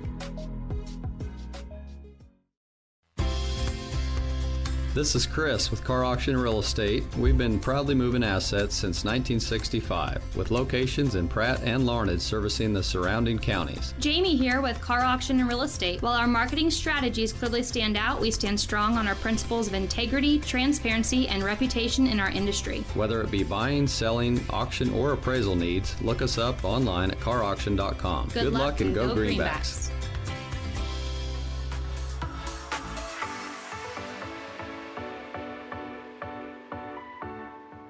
Welcome back to the Maydew Tebow Optometry postgame show here on Thunder Country. Greenbacks come away 57-45. Your victors on tonight, improved to 19 and 2 on the season. And peaking at the right time, putting themselves in position for that run at the end of the season as it comes to a close. One game left of the regular season, and I think we could spend a whole segment talking about that one game left. You've got the Rock Creek matchup next week, the #1 ranked team in 4A coming to Pratt to close out the season. But we got plenty of time ahead of us to talk about that one. Game we saw tonight, 57-45, the Greenbacks came away. It was a fast-paced game, back and forth. Vikings didn't let down at all, and this Greenback team rose to the challenge when they needed to, came out and played their style of ball in the absence of Hudson Titus, who is a lot of times that spark when energy is needed. Nice to see the Greenbacks be able to provide it without him in the lineup. Oh, for sure. You know, he is definitely missed out there, but you have enough guys that kind of step up and help fill his role as he's nursing his injury. And, you know, I thought overall thoughts on the game tonight, I thought the boys really played hard. Wasn't the cleanest ball game that we've seen all year. Sometimes they're not. But, you know, they fought through. They pulled it out. And I thought they closed the game really well tonight. You know, they needed to score when they needed to, and they needed stops when they got them. You know, I thought they just really closed the game out well tonight. Yeah, it's kind of with some of those games, sometimes you see them, sometimes you need them, especially in my opinion, this point of the season. We'll get Coach Patton's opinion as he's miking up with us right now. Get the opinion that matters. Yeah, we'll get the opinion that matters. I'm tired of giving my opinion. About that. I've been doing it all game, Coach. I was just saying, I think you need games like that, those games that are dogfights, you know, that aren't always the cleanest type of games, but it asks you to reach deep and see what you're made of. And the Greenbacks, I thought, not that they were tested tonight, but it needed that pulled from their reserves of, okay, guys, come in here and show us what you got, because it's that type of game. Well, I mean, we had to play all the way through the fourth quarter, so that's the first time in a while. I mean, honestly. But, yeah, no, it was good for us. Clean is, man, that's a nice word. Use that very loosely. Yeah, it's a nice word. But, you know, here's the thing. They had a good game plan, and they made it ugly, and we got to be able to knock down shots when they present themselves, and then free throws. You know, if we do you know, a little better behind the three-point line and make some free throws, it's even, you know, pushed out a little more. But you know, I thought our late game management was pretty good. You know, I thought you know, we got in transition when they were trying to trap and foul, and we got it out and ran and got some easy buckets. And so, you know, I thought we executed there pretty good. We gambled a couple times, and that didn't set well, but you know, we can't do that late in games, and we can't just go do our own thing. We gotta play solid, play good defense, and make sure that we stay connected. You know, we let Height Schmidt hit one, and then he gets another one right after that very next possession. And you know, those are the types of things that get you beat in a sub-state type game and in a close game. So, you know, we got some things that we can learn from in this game, and I think that's a positive for us because, you know, let's be honest, we haven't had a whole lot of close games here recently, and our starters and varsity guys actually had to play the whole fourth quarter. So, you know, that's good, and we'll just kind of go from there. Yeah, it was an odd game in the sense that it felt close, and you guys had to play it through all four quarters, but at no time did I feel like the Vikings threatened or that it was going to be close. And you talked about some of those closeout opportunities that you guys overran. Or do you feel like sometimes you need to have those in that failure moment to show that that's why you don't do it? Oh, I mean, yeah. that those are the points, and this is a good game to do that in, where a game where you've got a pretty good grasp on the overall part of the game. So, hey, you overrun that. You guys can't do that, and this is exactly why. Yeah, you know, so I told him in the locker room, I said, you know, I chewed chewed some butt tonight, but it's because those are the plays that get us beat in the sub-state, and so now we can learn from this and go forward and not do that, in a sub-state type game. And so, it was good for us to be able to play in this type of atmosphere and have to battle. And their big's good. He was solid, and Heitschmidt did a nice job. And so, hats off to them. They played hard and they were battling, and I felt like that was good for us. With the absence of Hudson Titus, we've seen more minutes from Carlito Laura and Landon DeMuth, it feels like, in these last couple games. And again tonight, I thought those two played outstanding. DeMuth had his season-high 14 points tonight, made some big buckets and some big assists down low. And Laura, that over and back towards the end of the game, I felt like that just sums up Carlito Laura as a basketball player. Yeah, he forced that dribble over and back, and did a nice job defending right there. And I thought that was great. He does. He hustles, and then Landon actually had three buckets there toward the end of the game, maybe more, but there's three that are in my mind where he got loose for two layups, and then he created one off the wing when we were just laboring offensively and really couldn't do anything. And he was over there on the right wing and drove left-handed to the middle and got up and scored. And I thought that was a big play for us, big bucket. And so, I thought a lot of guys stepped up, tonight and did a nice job. And so, we're going to need that, and that's just something we got to keep doing. Well, it was a fun game to call, Coach, a fun game to watch, and now back home next week against a highly anticipated matchup that we'll have plenty of time to talk more about that one. But a great game tonight, Coach. Hey, thank you, guys. All right, that's head coach Chris Pratt, and when we come back, we'll wrap it up here on the postgame show here on Thunder Country.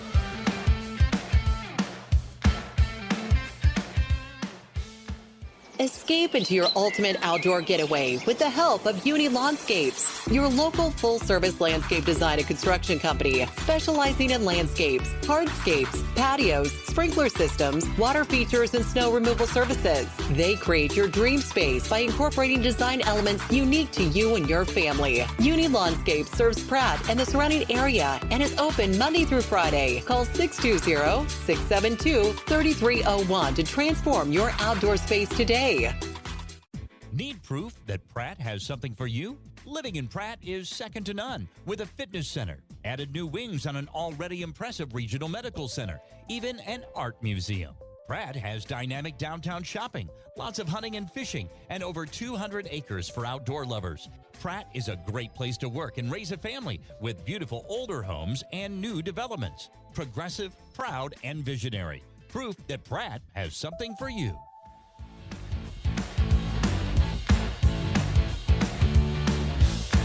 Welcome back as we wrap things up here on the Maydew Tebow Optometry Post-Game Show. Greenbacks coming away 57-45. Now time for some final stats. Morrell finished with 16, Strong 1, Barker 3, Liggett 8, Lara 4, DeMuth 14, and Poor with 11 for the Vikings.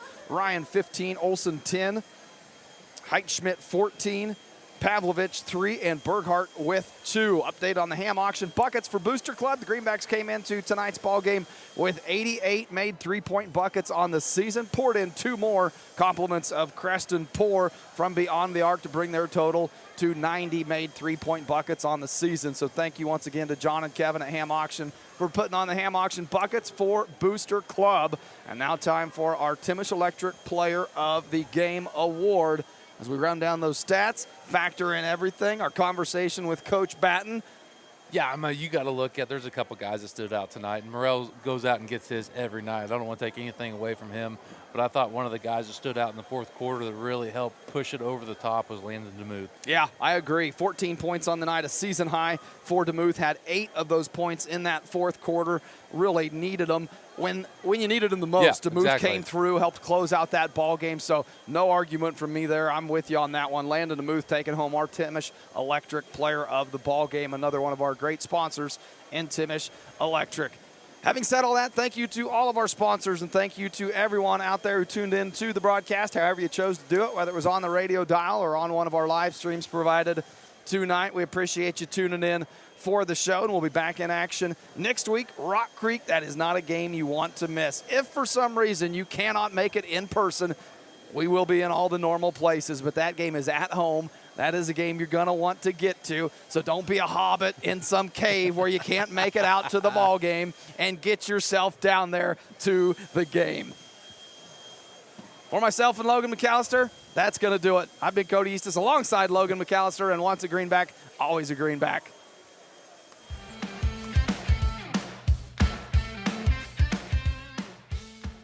Escape into your ultimate outdoor getaway with the help of Uni Landscapes, your local full-service landscape design and construction company specializing in landscapes, hardscapes, patios, sprinkler systems, water features, and snow removal services. They create your